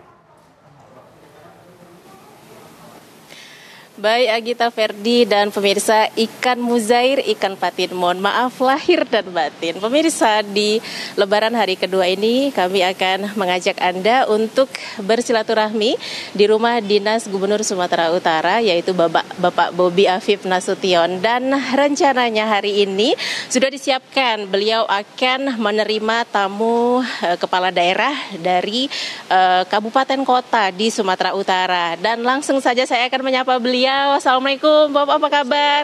Maaf lahir batin Pak Bobi, gimana kabarnya Pak? Alhamdulillah sehat nih. Sehat ya Pak Bobi. Ini sebelum kita jalan-jalan ke dalam mau ngobrol sebentar. Pak, ini kan jabatan pertama jadi gubernur, kemudian ini open house pertama di Idul Fitri. Pak Bobi gimana rasanya, apa bedanya ketika menjadi wali kota kemarin? Bedanya tempatnya beda. Tempatnya aja ya Pak ya. Dan tanggung jawabnya pastinya ya Pak. Ya kalau kan tadi masa Lebarannya ya, open house-nya ditanya bedanya sama open house-nya apa? Open house-nya ya tempatnya beda, di rumah dinas gubernur sekarang, ya tentu tanggung jawabnya juga pasti lebih besar lagi. Oke, Pak Bobi, kita sambil jalan-jalan ke dalam ini Pak, kira-kira agenda hari ini akan seperti apa Pak untuk open house-nya? Ini jalan mundur atau gimana nih? Jalannya mundur pelan Pak, oke. Open house hari ini memang untuk kepala daerah, untuk bupati wali kota se-Sumatera Utara yang memang kemarin juga melakukan open house, jadi belum sempat silaturahmi. Jadi memang kemarin janjian sama kepala daerah yang lain, kalau bisa katanya hari kedua lah, biar bisa silaturahmi semua, itu aja. Nah, ini biasanya kalau open house, apalagi di rumah pejabat, pastinya akan ada banyak menu yang disajikan nih. Kira kita ke meja yang mana nih Pak? Kayaknya sebelah sana ya Pak ya? Sebelah sini, oke Pak Bobi, kita ngobrol sedikit soal menu-menu yang akan dihadirkan, yang akan disajikan nanti untuk para tamu seperti apa Pak? Ya menunya sebenarnya sama, standar semua ya. Kalau di sini lontong, habis itu di sini lontong sama ketupat beda. Lontong sama, oh ini mau dibuka ya, saya buka. Nah ini lontong sayur. Ini khas Medan banget nih ya Pak ya? Medan. Habis itu ini masih perangkatnya lontong nih. Oh iya. Nah kalau di sini lontongnya pakai tauco nih, pakai tauco. Habis itu pakai rendang. Ini telur sama ikan teri. Oke. Selain itu Pak, di sebelah sana juga banyak banyak menu juga. Boleh ya Pak ya kita spill sedikit kira-kira? Ini mie sop ini beda lagi nih. Mie rebus, sorry, mie rebus. Mie rebus ini kuahnya agak kental. Agak kental, beda sama mie ayam atau mie-mian yang lain. Nah, mie juga besar-besar. Ini juga kayaknya, wah ada bakso Pak, saya selera nih ngelihat baksonya ini. Nah, ini mie bakso. Ini mie bakso, ini kuahnya lebih ya kayak bakso biasa sih Mbak sebenarnya. Sama aja. Ya, dari semua menu ini Pak, kira-kira mana yang paling favorit nih Pak? Ya kalau momen Lebaran pasti orang nyarinya lontong ya, lontong. Pak, kira-kira tradisi setiap Lebaran untuk Bapak dan keluarga seperti apa Pak yang akan nanti dilalui? Ya kalau sama keluarga udah hari pertama kemarin ya, cuman memang belum kemarin belum sempat datang ke rumah keluarga satu-satu. Nah, biasanya tuh kalau Lebaran keliling ke rumah mama pasti ya, ke rumah orang tua pasti. Habis itu paling ke rumah di sini apa namanya, bahasanya tulang. Paman ya Pak? Paman. Habis itu udah didatengin. Bang Boru didatengin rumah itu satu biasanya. Kalau dalam tradisi Mandailing Batak tuh panjang ya Pak yang harus dilalui. Panjang, harus didatengin satu-satu, walaupun nanti datang ke rumah saudara yang satu kumpul di situ juga semuanya, tapi harus datengin juga. Lagi ya. Pak Bobi, kemarin hari Lebaran pertama apa agendanya Pak? Kemarin hari pertama ya sama masyarakat juga ada. Ramai kayaknya hadir ya. Semua biar bisa merasakan sama-sama, berlebaran sama-sama. Jadi kita buka ada masyarakat kemarin, tapi ada juga di sini juga kita buka untuk ya masyarakat dan Forkopimda kemarin. Ada juga kepala daerah yang dekat-dekat datang juga kemarin sebenarnya. Oke, ini ada snack-snacknya juga nih Pak. Kita boleh spill-spill ya Pak, apa-apa saja nih ada snack yang disediakan di sini. Ya, ini snack-snack Lebaran biasa ya. Ini kayak ada kue bawang ya Pak ya. Kue bawang. Habis itu ini kue salju nggak ada nih, saya suka kue salju. Oke. Nah ini buah-buahan. Nanti Pak di meja yang lain pas ada kue salju. Pak Bobi, kira-kira apa pesan untuk masyarakat Sumatera Utara Pak di hari Idul Fitri ini?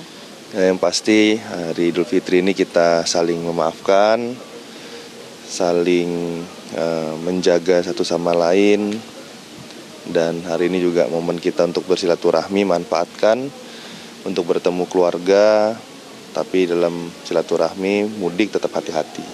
Nah, di sini juga yang paling penting, karena liburnya agak panjang nih ya, biasanya habis bersilaturahmi nanti datang ke destinasi-destinasi wisata. Tetap hati-hati, ada anak-anaknya dijaga, anak-anaknya, bawa orang tua, tetap orang tua diperhatiin. Nanti ini mulai open house dari jam berapa sampai jam berapa nih Pak? Ini sebentar lagi sih, jam 10, setengah 11 ya. Udah mulai nanti dibuka. Rencana ada pulang ke rumah besan Pak di Solo? Harus datengin juga. Harus datangnya wajib ya Pak? Ya, karena tiap tahun juga pasti didatengin. Pak Bobi, terakhir, apa kira-kira program pemerintah yang menurut Bapak akan sejalan dengan semangat di hari kemenangan Idul Fitri Pak kali ini? Kalau programnya secara langsung, hari ini kita sebenarnya dari dulu pas di Medan kita sudah bawa tagline-nya ya. Tagline-nya sebenarnya bukan hanya bacaan yang ditempel, tapi semangatnya yang kita inginkan bisa diambil, itu kolaborasi. Nah, hari kemenangan ini kita sama-sama merasakan, sama-sama menikmati, sama-sama siapapun apapun umat Muslim. Nah, hari ini mulai dari kemarin merasakan hari kemenangan. Nah, ini juga yang semangat kolaborasi, kita ingin ajak sama-sama permasalahan ini bisa kita selesaikan, persoalan di Provinsi Sumatera Utara, program-program pemerintah baik dari pusat, provinsi dan kabupaten kotanya bisa kita kerjain sama-sama kalau kita berkolaborasi. Itu aja. Bakal banyak PR ya Pak ya?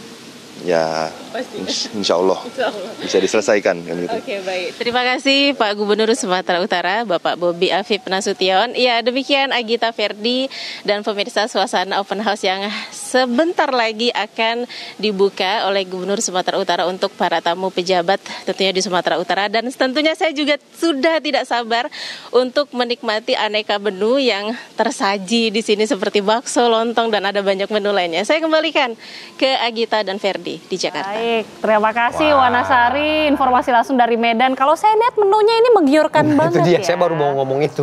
Banyak sekali menu yang bisa dicicip-cicip di situ. Baksonya kayaknya enak nih Wanasari, ini makannya kayaknya harus banyak ini. Betul. Dan usai jeda pemirsa, kita juga akan hadirkan informasi lainnya dari sejumlah titik, termasuk juga dari Lembaga Permasyarakatan Lapas Perempuan Kelas 2A Tangerang, Banten bersama dengan rekan-rekan kami. Tetaplah bersama kami di Indonesia Berlebaran.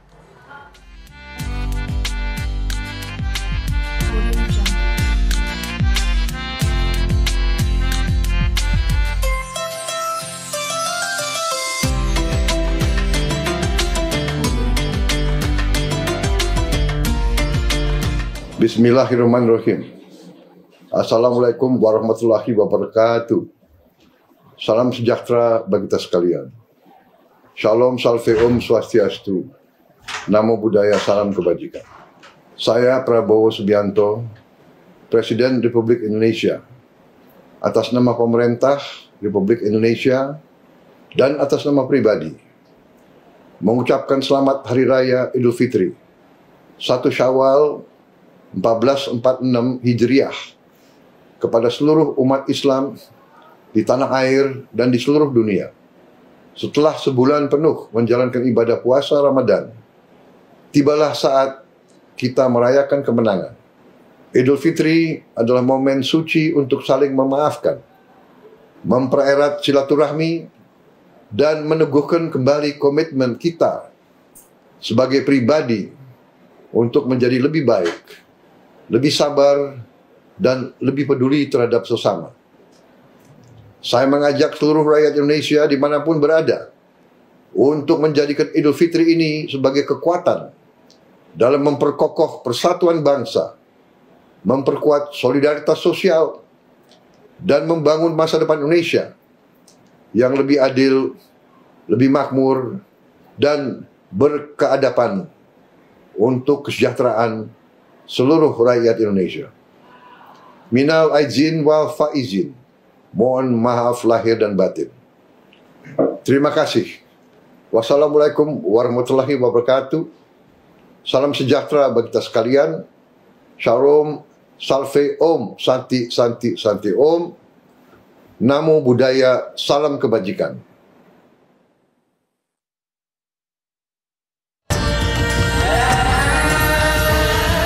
Terima kasih Anda masih bersama kami di Indonesia Berlebaran. Kita sekarang ingin menyapa teman kita Syahda Yustiza yang saat ini sudah berada di Lembaga Pemasyarakatan atau Lapas Khusus Perempuan. Nah, ya. ini tepatnya di Tangerang, Banten. Betul. Seperti apa situasi di sana, Syahda? Di belakang Anda sepertinya sudah ada beberapa warga binaan begitu ya yang sedang menggelar acara. Bisa digambarkan situasi di sana sedang aktivitas apa yang berlangsung?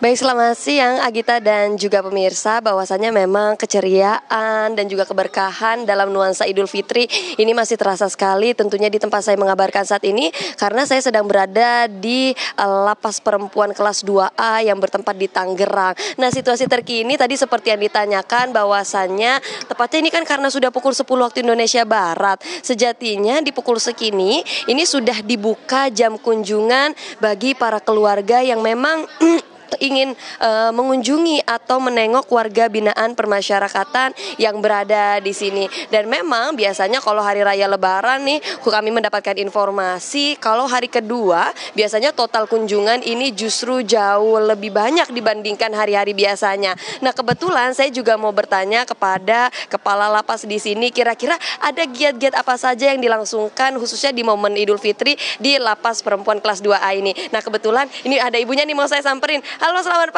pagi Ibu. Pagi Mbak. Ibu punten, mau nanya, ini biasanya kalau hari raya Idul Fitri apa-apa aja nih Bu yang acara yang mungkin diselenggarakan di lapas ini? Ya, sebetulnya kalau acara khusus tidak ada, cuma memang ini momen kebersamaan warga binaan dengan seluruh keluarga ya. Yang biasanya mungkin kalau hari-hari biasa mereka dikunjungi hanya 2 atau 3 orang, tapi untuk kali ini kita memberi kebebasan kepada mereka untuk keluarga besar mereka bisa hadir ke sini, tapi tetap dibatasi. Jadi misalnya 5 orang dewasa atau ditambah 5 orang anak seperti itu, karena memang tidak seperti yang hari-hari biasanya pasti lebih banyak yang hadir gitu. Jadi kita memang tetap ada pembatasan begitu. Ibu kan tadi bilang pastinya ada lebih banyak. Ada batas kuota tertentu nggak sih Bu untuk kunjungan khususnya di hari kedua Lebaran ini? Kita tetap fleksibel ya Mbak ya. Kalau memang kebetulan ini hari hujan ini, kalau memang nanti dirasa padat ya kita tetap membatasi. Satu orang warga binaan itu dikunjungi maksimal 5 orang dewasa ditambah 5 orang anak-anak, seperti itu. Untuk waktunya kita berikan setengah jam, tapi kalau nanti memang dirasa sepertinya pengunjung tidak banyak ya kita tambah lagi bisa 15 menit maksimal gitu. Karena fleksibilitas waktu. Insya Allah ada fleksibilitas. Kan kasihan juga mereka bukan tidak semuanya punya tempat tinggalnya di Tangerang, tapi ada yang dari luar kota, jauh seperti itu. Ibu, boleh nggak sih Bu temenin saya sambil lihat-lihat bagaimana suasana Ramadan di lapas ini? Nah, Ibu sambil juga saya mau bertanya nih Bu, kira-kira kalau jadwal kunjungan ini dibagi berapa sesi Bu? Dibagi 2 sesi Mbak. Dari pagi jam 9 sampai jam 12, kemudian nanti isoma jam 12 sampai jam 1 siang, dilanjut lagi nanti jam 1 sampai jam 4 sore. Ibu kalau untuk di lapas sendiri ini kemarin digelar sholat Idul Fitri berjamaah kah Bu? Ada Mbak, ada. Jadi kita semua melaksanakan sholat berjamaah, seluruh warga binaan bersama petugas yang laki-laki juga ikut semua di sini. Ibu, kalau boleh izin, aku boleh nggak sih Bu wawancara salah satu keluarga yang ada di sini? Boleh. Keluarganya aja boleh ya Bu ya? Boleh. Silakan. Nah, tapi Ibu temenin saya ya. Boleh. Yang mana ya? Coba kita cari-cari dulu ya pemirsa, tapi sambil tanya-tanya juga. Ibu, tapi kalau di sini biasanya para warga binaan permasyarakatan mereka acap kali melakukan giat-giat positif. Tadi aku lihat mereka sempat bersih-bersih dan lain sebagainya. Memang diusung seperti itu, Bu? Iya, jadi rutinitas mereka sehari-hari, pagi mereka bersih-bersih lingkungan dari blok masing-masing, kemudian lingkungan. Kemudian setelah itu kita adakan kegiatan pembinaan kemandirian maupun kepribadian. Ada semua di sini, Mbak. Ada menari, menyanyi, band, membatik, silam pita, membuat kue, lengkap insya Allah di sini. Iya. Termasuk juga salah satu kantin juga yang masak ini termasuk yang melaksanakannya adalah warga binaan. Iya, betul. Ibu, saya mau nyolek salah satu warga yang ada di sini. Halo Abang, maaf ganggu waktunya, dengan Abang siapa? Sutikno. Maaf ya Bang, ini Abang mau nanya, Abang ini lagi mau mengunjungi saudara yang ada di sini? Teman. Oh, teman ya. Gimana Bang kiranya perasaan mengunjungi salah satu teman yang sedang berada di sini? Bahagia. Iya. Udah ngucapin Idul Fitri Bang? Belum keluar orangnya. Oh, belum keluar. Jadi masih menunggu ya Bang ya? Oh iya. Abang, ini Abang kesini sama siapa aja? Sama teman-teman juga sama. Oh, sama teman-teman juga. Berapa orang kesini Bang? 5 orang. 5 orang ya Iya. Bang ya? Abang, ini kalau boleh tahu, karena kan ini dengan nuansa Idul Fitri, kira-kira boleh dibocorin nggak apa yang nanti Abang pengen ucapkan ke teman Abang yang memang pengen Abang jenguk di sini? Ya, mudah-mudahan tetap sehat, terus ya panjang umur lah. Udah itu aja sih. Iya. Oke, makasih Abang. Iya, makasih. Oke, siap. Ya itu tadi dia pemirsa bagaimana juga salah satu warga yang memang ingin mengunjungi temannya dan di sini kebetulan juga WBP-nya juga belum keluar, kami juga masih menunggu dan di sini memang kalau bisa saya gambarkan juga bersama Ibu suasananya ceria sekali, suasana juga penuh keramah tamahan dan lain sebagainya karena memang bertepatan dengan momen Idul Fitri ya Bu ya. Jadi memang ingin berbagi keberkahan, keceriaan bersama dengan keluarga luar biasa. Oke, untuk sementara demikian Agita dan juga pemirsa, saya kembalikan ke studio. Baik, terima kasih Syahda Yustiza menggambarkan bagaimana hangatnya ya suasana berlebaran tepatnya di Lapas Tangerang, Banten. Seperti terlihat ini banyak sekali kemudian keluarga-keluarga yang juga mengunjungi di artinya, sana. Mereka-mereka yang warga binaan di sana juga bisa merasakan bagaimana berlebaran dengan keluarga dan tadi seperti yang disampaikan tetap dengan aturan yang berlaku. Betul. Gitu ya. Kita akan hadirkan informasi selanjutnya pemirsa, kali ini dari Jawa Timur, di mana warga Jawa Timur yang begitu antusias menghadiri acara open house yang digelar oleh Gubernur Jawa Timur bersama Wagub Jatim di Gedung Negara Geraha di Surabaya.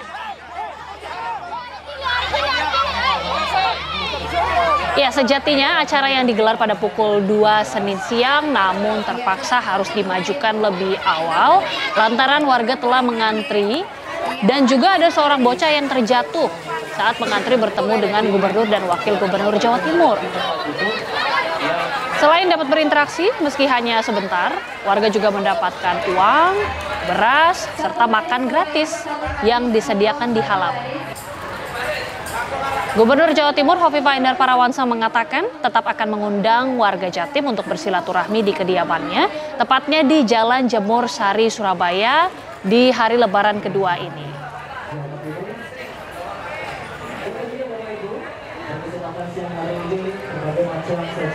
Nah, ini tadi kita bisa lihat ya bagaimana Bu Hovifah dan juga Wagub yang bagi-bagi THR nih kayaknya. Nah, di hari Lebaran kedua ini kita juga akan langsung memantau bagaimana suasana rumah dinas Gubernur Jawa Timur. Kali ini bersama dengan rekan kami ada Farah Manhila. Farah Manhila, bagaimana keseruan open house dari Gubernur Jawa Timur di sana? Apakah masih ada bagi-bagi THR lagi atau mungkin makan-makan saja di sana? Ya. Iya, Agita, Ferry juga pemirsa, saat ini Gubernur Jawa Timur Hovifah Indar Parawansa di hari kedua Lebaran ini menggelar open house tapi di kediamannya. Kalau kemarin di Gerahadi, sekarang di kediaman Ibu Hovifah dan Anda bisa lihat ini tadi setelah bersalam-salaman dengan warga ada pembagian THR juga untuk anak-anak kecil. Kemudian ada juga sembako yang sudah disiapkan oleh Ibu Gubernur dan juga yang pasti kalau halal bihalal atau silaturahmi tetap ada makanannya. Juga sudah ada makanan yang disediakan atau yang disiapkan oleh Ibu Gubernur kepada warga. Kita coba sapa Ibu Gubernur. Ibu, Assalamualaikum, minal aidin wal faizin Ibu. Ini sepertinya masih bagi-bagi THR ini pemirsa. Iya, anu aja sih. Gimana Ibu? Dengan berapa orang? Tapi ngapunten nggih. Itu interaksi Ibu Gubernur dengan warga, pemirsa. Ibu izin kita mau live hari ini, kita mau melihat bagaimana situasi terkini termasuk di dalam rumah Ibu yang sepertinya juga sudah mulai ramai. Kira-kira boleh nggak Ibu? Kita ke dalam sama Ayla nih. Saya ini di kampung, jadi tradisi begini ini sudah sejak ada rumah ini tahun 92 ya sebegini. Dari awal di sini selalu open house Bu, luar biasa. Terawih bahkan ke atas tuh sampai keluar sini. Tiap Ramadan kita ada terawih dan ya begini ini namanya juga di kampung. Iya, juga terus di kampung. Ini gimana Bu, kalau di open house saat ini biasanya? Biasa juga makanan-makanan kampung aja. Oke. Ada rawon lah pasti karena Surabaya. Ada lontong ya. Terus kemudian kalau keluarga yang hadir hari ini siapa aja Bu kira-kira? Kebetulan dari Makassar ada yang datang. Ada keluarga-keluarga dari Pasuruan. Tapi keluarga di dekat-dekat kampung sini juga mereka udah pada datang ya. Kalau dari anak-anak Ibu sendiri, kalau kemarin di waktu sholat ya Bu ya, itu kan kayaknya masih belum lengkap tuh empat-empatnya. Kalau hari ini seperti apa? Belum. Jadi yang di London mereka dapat alhamdulillah beasiswa chevening itu nggak bisa pulang. Yang di Peking University mereka dapat beasiswa dari pemerintah Tiongkok juga belum bisa pulang. Jadi tetap pada posisi putri pertama saya sama cucu. Mana ya. Oke, kita boleh sambil masuk ke dalam Ibu, melihat situasi terkini seperti apa sih di dalam kediaman Ibu Sebentar, Khofifah. saya tak selesaikan ini dulu. Oh boleh. Mbak mana Mbak Nur? Mbak Nur. Nah ini pemirsa, saat ini memang Ibu Gubernur ini sedang berusaha untuk menyapa warga karena memang kalau dilihat dari antriannya ya Bu ya, ramai sekali masyarakat Jawa Timur khususnya yang ada di Surabaya ini berusaha untuk datang bertemu langsung dengan Ibu Gubernur Khofifah Indar Parawansa di hari Raya Idul Fitri ini pemirsa. Nah ini ada pembagian THR juga yang menjadi sesuatu hal yang wajib ya, yang ditunggu-tunggu oleh masyarakat yang datang ke kediaman Ibu Gubernur. Ada beberapa juga undangan yang memang sudah disiapkan oleh Ibu Gubernur seperti dari yayasan, kemudian beberapa kelompok-kelompok dan organisasi masyarakat khusus yang memang diundang untuk datang ke open house Ibu Gubernur Khofifah Indar Parawansa. Nah ini Anda bisa melihat pemirsa bagaimana antusiasme masyarakat yang datang, bahkan tadi kalau bisa saya paparkan di sejak pagi tadi sudah terlihat banyak sekali masyarakat yang berkumpul di depan rumah Ibu Gubernur. Padahal open house ini baru dibuka sekitar pukul 10 pagi ya pemirsa. Jadi memang semangatnya dari masyarakat untuk bertemu, menyapa Ibu Gubernur ini juga sudah sangat terlihat. Nah, alhamdulillah sedikit sudah mulai selesai ya Ibu, meskipun masih banyak rombongannya di belakang Ibu. Nah, ini kediaman Ibu Khofifah sepertinya. Oke, sepertinya ini garasi ya Bu, tapi disulap jadi apa ini Bu? Ruang keluarga? Ya pokoknya ini bukan ruang silaturahim karena kan banyak yang harus disapa dan tidak memungkinkan untuk mendapatkan tempat duduk yang representatif. Pangapunten nggih, pangapunten. Ya Ibu. Ngapunten nggih, ngapunten. Ada lontong. Oke, nah kalau ini langsung masuk ke makannya Bu. Apa Bu, ada apa aja di sini kalau Bu? Surabaya ya rawon lah. Kalau ini biasa kari ayam sama lontong. Ya, ada kari ini ayam, kayak opor hampir ya, Bu, ya? syarat untuk Lebaran. Sepertinya menu-menu sederhana ini yang selalu mewarnai pada saat kami Idul Fitri. Ya. Ada apa lagi nih Bu di sebelah sini? Kalau ini salad ini mungkin bagi mereka yang diet, bisa mereka makan salad yang ada gitu. Ini ada lentu ini untuk bakso, ya, nggih. Sederhana aja. Ya Bu ya ini ya. Bakso aja sih ini. Kalau ini monggo. Biasanya anak-anak muda senang ini. Siomay lengkap dengan parenya nih Bu. Kira-kira begitulah. Nah kalau yang ada di belakang ini kira-kira siapa saja ini Bu? Kalau mungkin bisa dijelaskan. Ada keluarga dari Pasuruan. Terus keluarga dari Makassar tadi jam 6:30 ya mereka landing ya. Itu sih. Oke Bu, mungkin kita bisa ngobrol soal ya. tradisi-tradisi di sini ya Bu ya. Kalau Ibu Khofifah sendiri, tradisi dari keluarga asli gitu ya Bu selama Lebaran ini biasanya apa Bu? Ya, kami ini kan sebetulnya pemakaman keluarga ya di kampung sini. Jadi selalu selesai sholat Id sebelum kita buka forum silaturahim dengan masyarakat, kita ziarah ke makam kedua orang tua kami yang dua-duanya sudah wafat, suami saya. Jadi kita mengajak mereka untuk berziarah. Mudah-mudahan beliau-beliau bahagia di sisi Allah. Setelah itu kita buka open house ini sebetulnya open house yang seterbuka-terbukanya kira-kira. Karena kemarin itu kita mendahulukan para Forkopimda yang juga akan bergerak ke titik-titik masing-masing, maka ya kita di Gerahadi dulu. Tapi malam juga sudah membuka open house kembali di kampung ini. Pagi, siang, malam, nanti tetap sampai besok pagi. Artinya bisa dibilang 2 hari lebih ya Bu ya, sejak hari pertama. Kalau keluarga sendiri selain ziarah begitu ya Bu ya, apakah ada tradisi seperti sungkeman kah atau seperti apa? Ya sih, kalau itu kan sudah SOP lah ya. Saling mohon maaf, bersalam-salaman dan sungkem untuk yang anak-anak dan yang muda-muda. Ini kan kedua anak Ibu nampaknya belum hadir hari ini, kesempatan momen Lebaran ini biasanya kalau sungkeman via video call kah atau seperti apa Ibu? Jadi mereka sudah lebih awal, yang di London kan lebih awal itu mereka. Jadi mereka sudah menyampaikan bukan video call, tapi mereka sudah menyampaikan ucapan Lebaran melalui video. Kalau video call karena timingnya aja, sehingga mereka sudah bikin rekaman untuk halal bihalal bersama keluarganya. Kalau yang di London begitu, kalau saya ini menyebut yang di luar tuh sepertinya kebetulan mereka dapat beasiswa studi dari negara masing-masing gitu. Kemudian yang di Peking University mereka sempat video call karena selisih cuma 1 jam. Kemudian kalau dari keluarga sendiri memang setiap Lebaran berkumpulnya di rumah Ibu Khofifah atau gimana? Iya, ini kemudian jadi rumah Indo. Ya, pokoknya mereka ngumpul lah di sini. Ya. Ibu, ada pesan-pesan imbauan kepada masyarakat yang saat ini sedang berlebaran, sekaligus ada juga yang sedang menjalani mudik ya Bu ya, pulang kampung hingga di H+1 ini. Ya, tentu kita semua memaksimalkan silaturahim.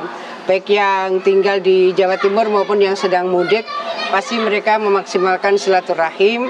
Dan saya selalu pesan, pokoknya jangan memaksakan. Kalau sudah lelah berhenti, karena begitu banyak rest area yang antara lain sekarang bertambah 412 rest area berbasis masjid yang ramah dengan pemudik.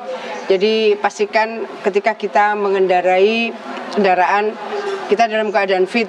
Kalau sudah ngantuk, lelah, berhenti. Karena begitu banyak rest area dan tambahan 412 masjid untuk mereka, sehingga menurut saya cukup untuk memberikan layanan kepada masyarakat.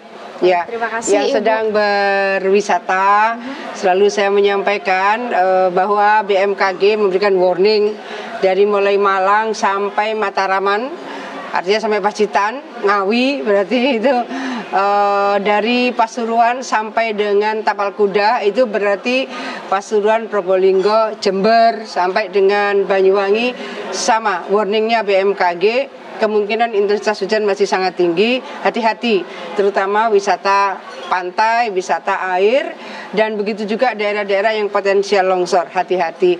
Jadi kita tentu berharap berangkat selamat, pulang selamat, berangkat bahagia, pulang juga bahagia. Amin, amin ya rabbal alamin. Terima kasih Ibu, selamat berlebaran. Terima kasih. Pemirsa, demikian perbincangan saya dengan Ibu Gubernur Khofifah Indar Parawansa. Saat lagi kita pasti akan menikmati menu-menu yang ada di sini serta melihat Ibu Gubernur membagikan THR dan juga sembako. Saya kembalikan ke rekan-rekan di studio. Rahmanhila, informasi langsung dari Jawa Timur. Enak sekali ya open house di sana ya. Ya. THR dapat, sembako dapat, makanan juga dapat. Kenyang ya, kantong juga. Iya. Gitu. Oke, sesaat lagi pemirsa, kami juga akan hadirkan informasi saat Hari Raya Idul Fitri di Padang Pariaman terdapat tradisi menambang. Tradisi menambang ini seperti apa sih? Usai jeda kami akan kembali, tetap bersama kami. Ya, terima kasih Anda masih bersama kami di Indonesia Berlebaran. Kita ke Padang Pariaman, Sumatera Barat. Nah, saat Hari Raya Idul Fitri di Padang Pariaman, Sumatera Barat ini, ada tradisi menarik yang melibatkan anak-anak untuk bersilaturahmi dan menerima THR gitu. Nah, ini tradisi itu disebut dengan manambang.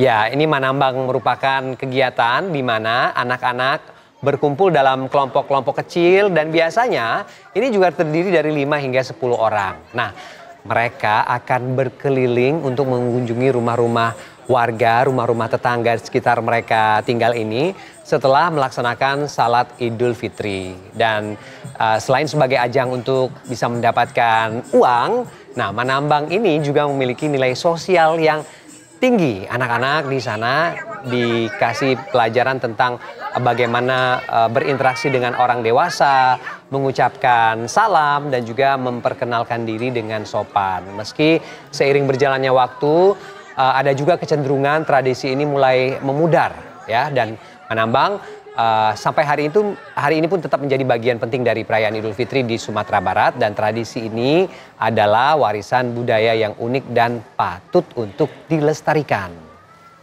Nah, kalau istilahnya manambang ini mungkin sungkeman, memberikan THR juga mungkin ya dari orang tua kepada anak-anak atau kepada cucu-cucunya. Betul, sembari sungkeman, sembari terima THR gitu ya. Nah, ada tradisi dan kultur yang kita bicarakan tadi di manambang ini ya. Mungkin kita juga pengen tahu ke Pak Ustadz ya. Pak Ustadz udah balik lagi sama kita di sini. Pak Ustadz, intinya manambang tadi yang disampaikan di paket berita sebelumnya adalah bagaimana sungkeman, bentuk penghormatan begitu ya Pak Ustadz ya terhadap orang yang lebih tua. Betul. Dalam konteks lebaran ya mungkin diselipin THR lah buat yang anak-anak itu gitu. Betul. Nah, ini secara filosofi bagaimana memaknai ini Atau Pak ini Ustadz? tradisi adat turun-temurun di Indonesia saja sebenarnya? Ya. Jadi memang kadang tradisi-tradisi yang ada di Indonesia juga itu tidak terlepas dari ajaran-ajaran yang ada di dalam agama gitu kan. Karena di dalam agama juga kan mengajarkan rasa penghormatan dan juga rasa syukur dan lain sebagainya.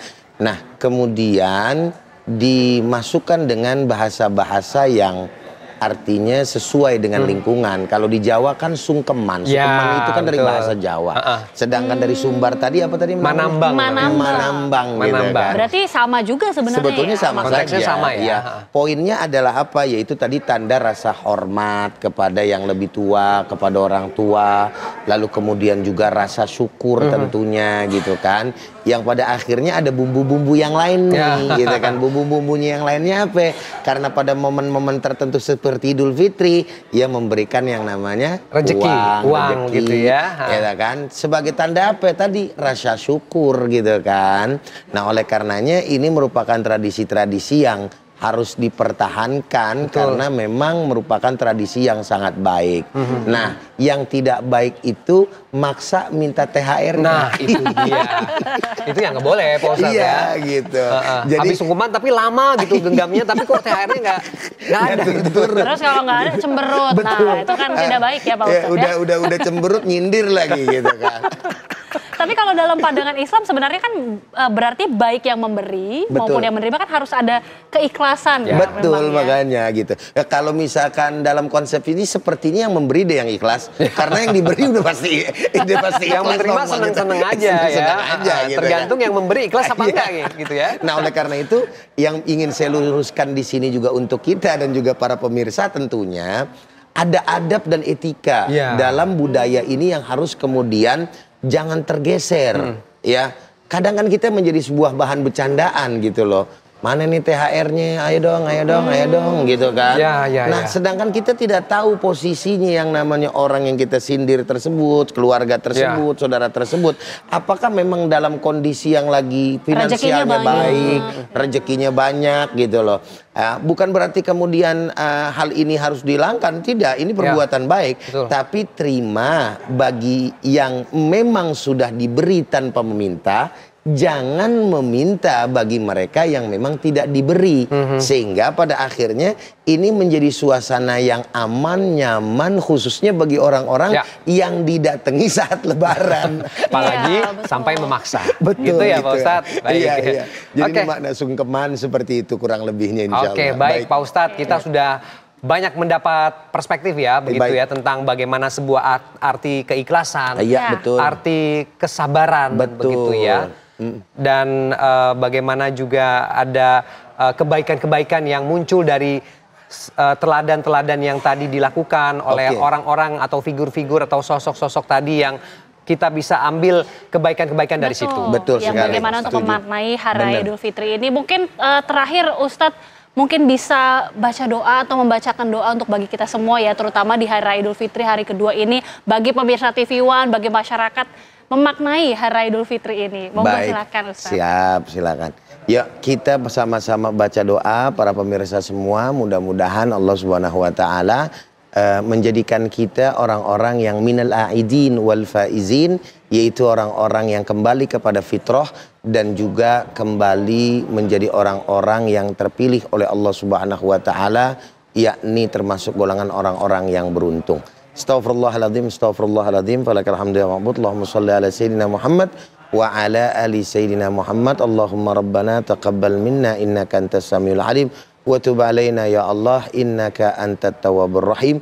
Allahumma innaka afuwun karim tuhibbul afwa fa'fu anna birahmatika ya arhamar rahimin. Rabbana zalamna anfusana wa illam taghfir lana wa tarhamna lanakunanna minal khasirin. Allahumma ja'alna minal a'idin wal faizin wal maqbulin. Kullu 'am wa antum bi khair. Rabbana atina fid dunya hasanah wa fil akhirati hasanah wa qina azabannar. Wa sallallahu alaihi wasallam Muhammadin nabiyil ummi wa ala alihi wasallam. Walhamdulillahi rabbil alamin. Alhamdulillahirabbil alamin. Pak Ustadz, terima kasih sekali lagi. Sampai berjumpa lagi di kesempatan-kesempatan baik berikutnya ya Pak Ustadz. Insyaallah. Sehat-sehat selalu. Sama-sama Mbak Gita juga. Abdurrahman Jailani, sehat selalu. Wassalamualaikum warahmatullahi wabarakatuh. Waalaikumsalam warahmatullahi wabarakatuh. Terima kasih. Dan pemirsa, kami akan hadirkan informasi selanjutnya terkait tradisi berbagi makanan mulai dari kue lebaran hingga aneka lauk. Ini masih dilakukan warga di Batanghari Jambi. Selain kepada orang tua dan keluarga, makanan ini juga turut dibagikan kepada kerabat lainnya.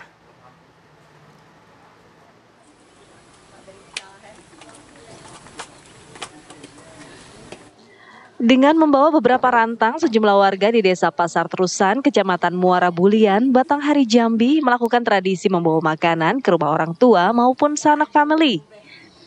Tradisi berbagi makanan yang tak terpisahkan di hari perayaan Idul Fitri ini dilakukan masyarakat untuk mempererat tali silaturahmi dengan keluarga. Kue maupun lauk lebaran yang lazim dibawa pun beragam, mulai dari tempoyak, opor daging, rendang, semur ayam, kue lepat, hingga berbagai jenis bolu khas masyarakat Jambi. Makanan yang dibawa pun kembali dihidangkan dan disantap bersama keluarga tercinta. Tradisi kami setiap tahun, walaupun tidak lebaran, mengantar namanya itu bawa lengkat, bawa rantang, bawanya ke rumah mertua atau yang tidak ada orang tuanya yang meninggal ke rumah yang tertua. Nah, kami mengadakan silaturahmi setiap tahun walaupun lebaran Idul Fitri ataupun Idul Adha atau Raya Haji. Tradisi turun-temurun ini tak hanya dilakukan saat momen lebaran Idul Fitri saja, namun tradisi ini juga dilakukan warga pada hari-hari besar Islam lainnya. Dari Batanghari Jambi, Tarmizi, TV One mengabarkan. Dan usai jeda pemirsa, kami juga masih akan menghadirkan informasi lainnya. Kali ini kita akan mengajak pemirsa untuk memantau sejumlah objek wisata karena tentunya banyak masyarakat yang sudah mulai berlibur. Terima kasih Anda masih bersama kami di Indonesia Berlebaran. Agita sudah punya rencana untuk liburan di musim lebaran sejauh kali ini rencana saya masih setia di sini menemani pemirsa ya. Alias kerja. Gitu, kita coba lihat ini ya. Beberapa orang-orang sudah merencanakan untuk menikmati momen liburan lebaran bersama keluarga. Sejumlah lokasi wisata ini juga sudah langsung menjadi tujuan utama orang-orang yang sedang berlibur hari ini. Betul. Untuk ini kita akan ajak Anda semua untuk bergabung dengan rekan-rekan kami. Ada beberapa teman-teman kita nih di sejumlah titik. Ada Endra Kusuma yang ada di Terminal Wisata Grafika Cikole, Lembang, Bandung, Jawa Barat. Ada juga Andri Prasetyo yang ada di lokasi wisata Lavatur di Sleman, Yogyakarta. Ya, dan juga nanti ada rekan kita di Palembang yang juga atau di Lembang yang akan mengabarkan langsung. Tapi kita terlebih dahulu menyapa rekan kita yang berada di Lembang, Bandung, Jawa Barat. Silakan, bagaimana dengan suasana liburan di sana? Ya, Ferdi dan Agita dan pemirsa TV One dapat kami kabarkan ya. Untuk seperti kita ketahui ya bahwa Lembang itu merupakan keindahan alam dan beberapa hamparan wisata dengan beberapa konsep. Dan tempat saya berdiri berada di Terminal Wisata Grafika Lembang, dan konsep di sini memang mengandalkan wisata glamping, camping ground dengan glamping juga dan bawa warna wisata lainnya.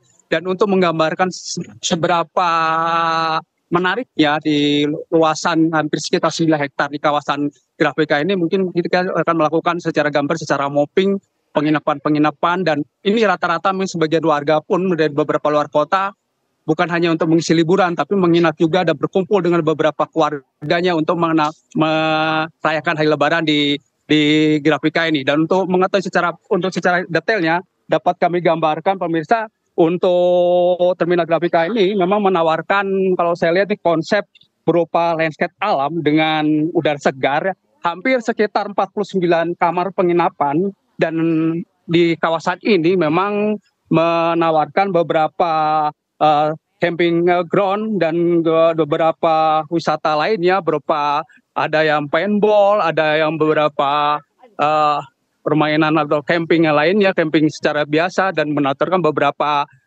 alam. Dan sejauh ini pula untuk Terminal Grafika ini,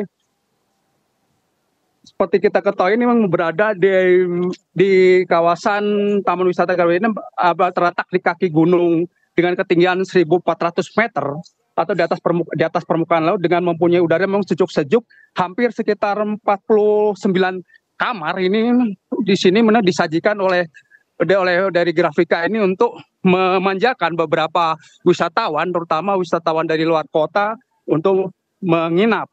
Dan hampir 60% ini untuk di lokasi ini memang sudah dipesan, terutama untuk beberapa keluarga untuk bisa menikmati beberapa wahana. Di antaranya ada restoran, ada penginapan, ada tempat untuk kafe, maupun ada paintball pun lain-lain. Dan saya ini mungkin tadi udah sampai ke ground camping yang mungkin saya akan melihat secara detail gimana ini di hutan pinusnya ini ya. Dan ini seperti kita sajikan, memang ada beberapa tenda yang kita perlihatkan, ini beberapa warga mungkin dari luar kota untuk menikmatin, berkumpul dengan misalnya keluarganya untuk menikmatin hutan pinus dengan alam yang segar ini. Dan dapat kita perhatikan yang beberapa warga pun memang cukup untuk mengobrol santai, untuk menikmati beberapa tempat penginapan. Ini rata-rata ini hampir berapa orang nih Pak di sini Pak?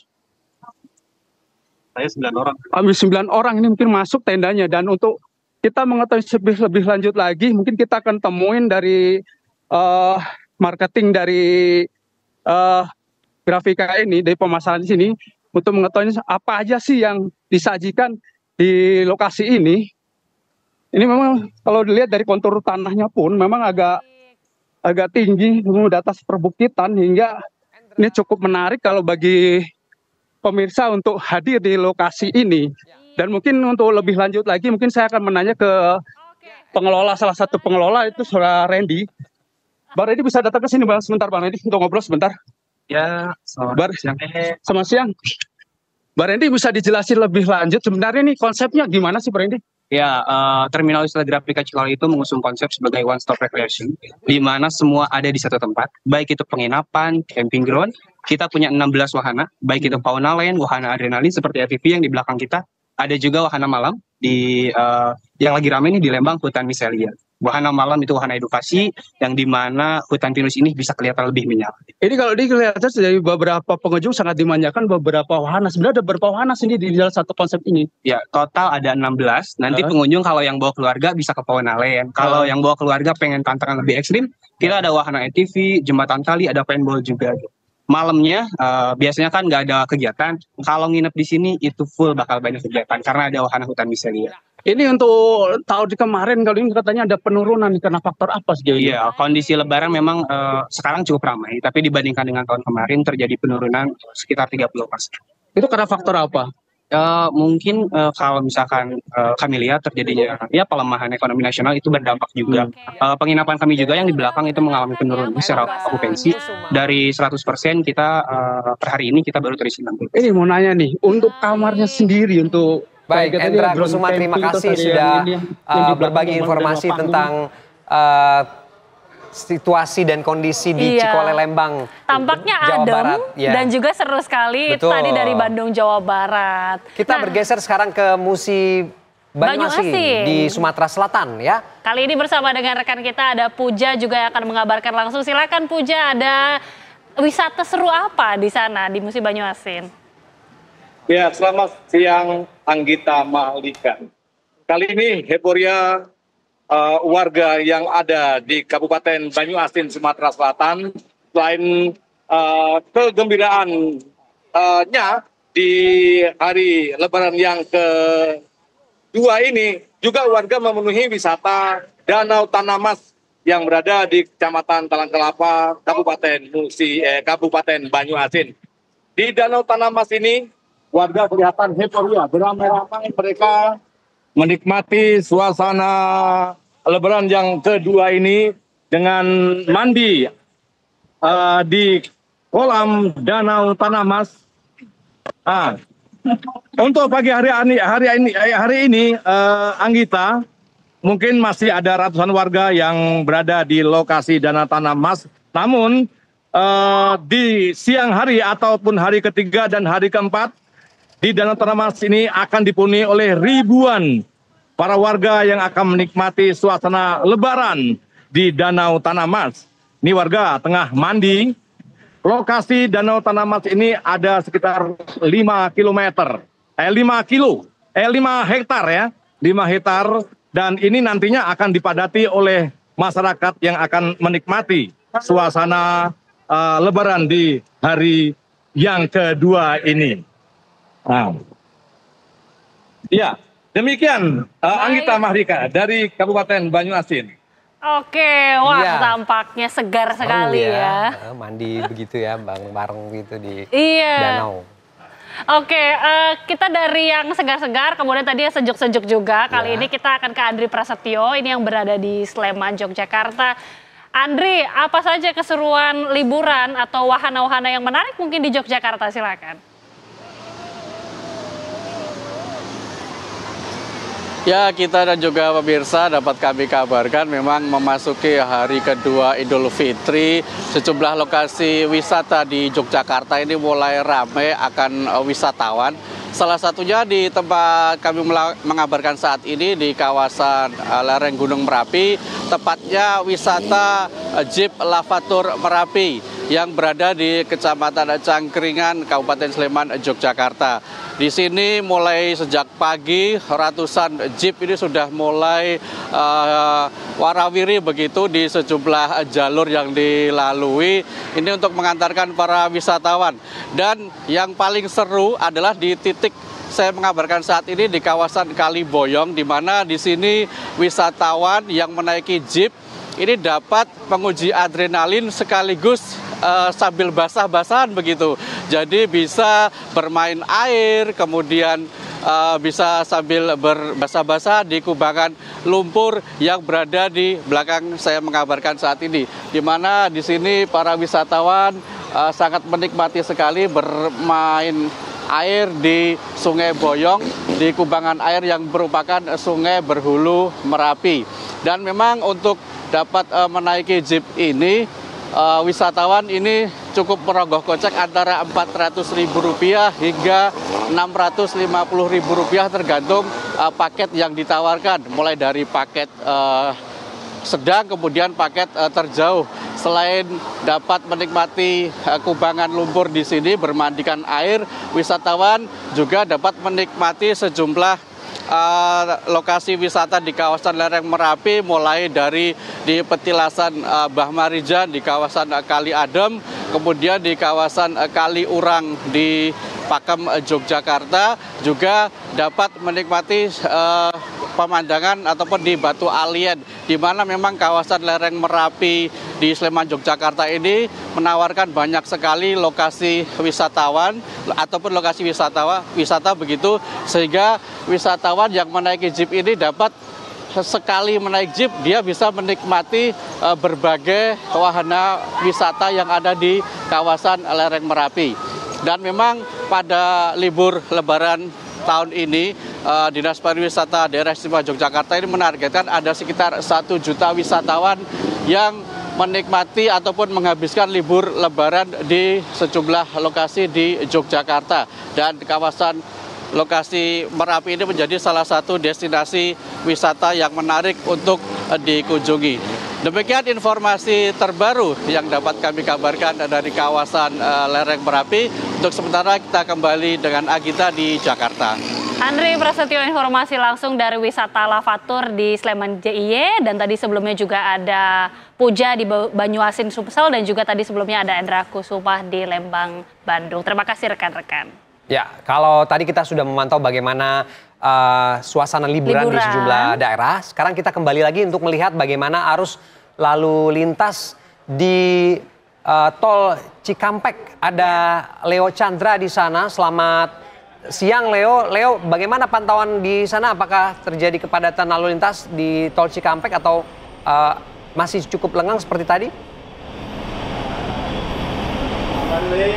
Ya, selamat siang Ferry Ilyas, Agita Malika dan juga pemirsa. Untuk pantauan kami langsung mengabarkan di tol Cikampek saat ini memang sudah mulai dipadati oleh kendaraan, di mana memang tadi sejak beberapa menit yang lalu, kurang lebih sekitar 20 menit yang lalu, untuk gerbang tol Cikampek sendiri ini sudah mulai mengalami kepadatan dari Jakarta menuju ke Jawa yang melalui dari tol Cikampek sendiri, dan juga arah sebaliknya dari arah Jawa yang juga ingin melakukan arus balik begitu menuju ke Jakarta yang melalui dari tol Cikampek. Tadi beberapa gerbang juga di gerbang tol utama 1 Cikampek dan juga gerbang tol utama 2 Cikampek ini juga sudah mulai dipadati. Namun yang bisa kami sampaikan juga bahwasannya untuk gerbang tol utama Cikampek ini masih terpantau ramai lancar, dan namun di sejumlah titik ini juga sudah mulai mengalami kepadatan seperti di kilometer 55 hingga di kilometer 65. Ini informasinya terjadi kepadatan kendaraan yang memang bahkan pantauan kami sampai saat ini juga kendaraan tersebut mulai ada yang berhenti seperti itu karena akibat dari volume kendaraan yang cukup meningkat.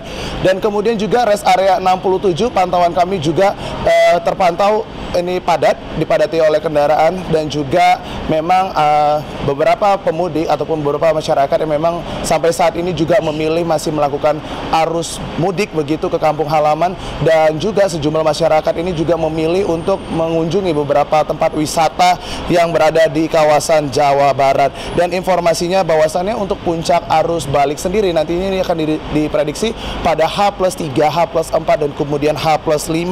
Dan juga kemudian skema kontraflow ini sudah diberlakukan sejak pagi tadi, mengingat bahwasannya sampai saat ini di kilometer 55 sampai kilometer 65 dan bahkan di rest area 67 ini juga sudah diberlakukan kontraflow. Dan bagi Anda yang juga ingin melakukan arus mudik pada saat ini, Anda dihimbau untuk tetap memperhatikan kemudian kondisi kendaraan Anda dan juga memperhatikan untuk ketersediaan saldo tol Anda, mengingat bahwasannya kepadatan ini juga akibat dari kurangnya saldo tol yang sehingga mengalami kepadatan yang cukup signifikan terjadi di gerbang tol, khususnya di gerbang tol Cikampek sendiri. Dan juga kontraflow ini sudah diberlakukan sejak pukul 11 sampai pukul 6 sore nanti. Ini merupakan situasional, mengingat bahwasannya saat ini memang kepadatan ataupun volume kendaraan sampai siang ini kami mengabarkan ini cukup meningkat, di mana memang Anda juga untuk mewaspadai beberapa titik waktu sendiri, di mana siang menuju sore ini merupakan titik kepadatan yang cukup signifikan dari volume kendaraan itu sendiri. Dan juga kepadatan ini menuju Jakarta di kilometer 45, 58, dan juga 61 ini juga cukup terjadi kepadatan, namun ramai lancar situasinya. Dan kemudian juga kepadatan di tol tol MBZ ke tol Cikampek, mulai dari MBZ kilometer 41, kilometer 42, kilometer 43 sampai kilometer 44 terpantau ramai lancar. Dan di kilometer 57 sampai 58 pantauan kami saat ini memang sudah terpantau mengalami kepadatan. Kami akan mengabarkan terus informasi terkait dengan kepadatan yang terjadi di tol Cikampek. Namun sekarang kami kembalikan lagi ke studio Ferdi Ilyas dan juga Agita. Ya, Leo, dengan kepadatan yang terjadi di sejumlah titik, apakah kemudian pihak terkait akan melakukan skenario kontraflow atau pengalihan arus lalu lintas di sana?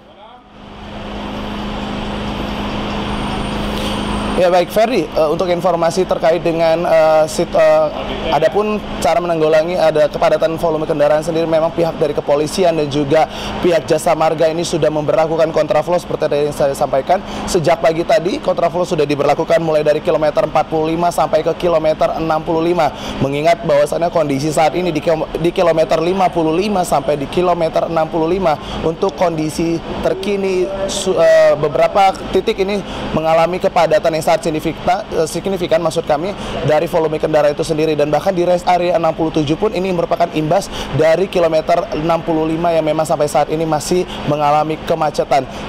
Dan juga pihak kepolisian ini juga memberlakukan kontraflow di beberapa titik mulai dari kilometer 45 hingga ke kilometer 65. Begitu Ferdi, kembali ke studio. Baik, terima kasih Leo Chandra yang melaporkan dari tol Cikatama, Jawa Barat.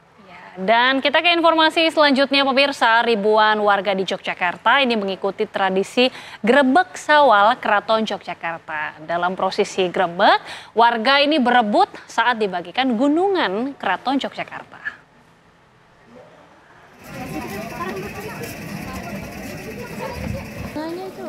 Berebut gunungan menjadi momen yang ditunggu warga yang menyaksikan Gunungan Keraton Yogyakarta di Kompleks Masjid Gede Kauman. 5 jenis gunungan yang dikeluarkan yaitu Gunungan Kakung, Gunungan Estri, Gunungan Gepak, Gunungan Darat, dan Gunungan Pawuhan. Warga senang bisa menyaksikan langsung Grebek Syawal dan mendapatkan bagian gunungan. Apa sih namanya? Ini nanti buat apa, Mbak? Pajangan aja Pak di mana? Oke. Disimpan dulu. Iya. Nanti cari info Mas. Oke. Buat apa sebenarnya ini? Oke. Prosesi Grebek Syawal Keraton Yogyakarta juga dibantu pengamanan oleh pihak TNI Polri serta relawan. Tak hanya sebagai tradisi budaya, Grebek Syawal juga menjadi destinasi wisata di Yogyakarta. Dari Yogyakarta, Nuryanto, TV One mengabarkan. Ya, akhirnya informasi tadi sekaligus menutup perjumpaan kita di program spesial Indonesia Berlebaran hari ini. Ya, saya Agita Malika. Dan saya Ferdi Ilyas. Pamit. Terima kasih dan juga kami tentunya mengucapkan minal aidin wal faizin, mohon maaf lahir dan batin untuk seluruh pemirsa TV One. Setelah ini Anda bisa menyaksikan program Kabar Siang bersama Fatimah Albar dan juga Rendra Kusuma. Terima kasih. Wassalamualaikum warahmatullahi wabarakatuh.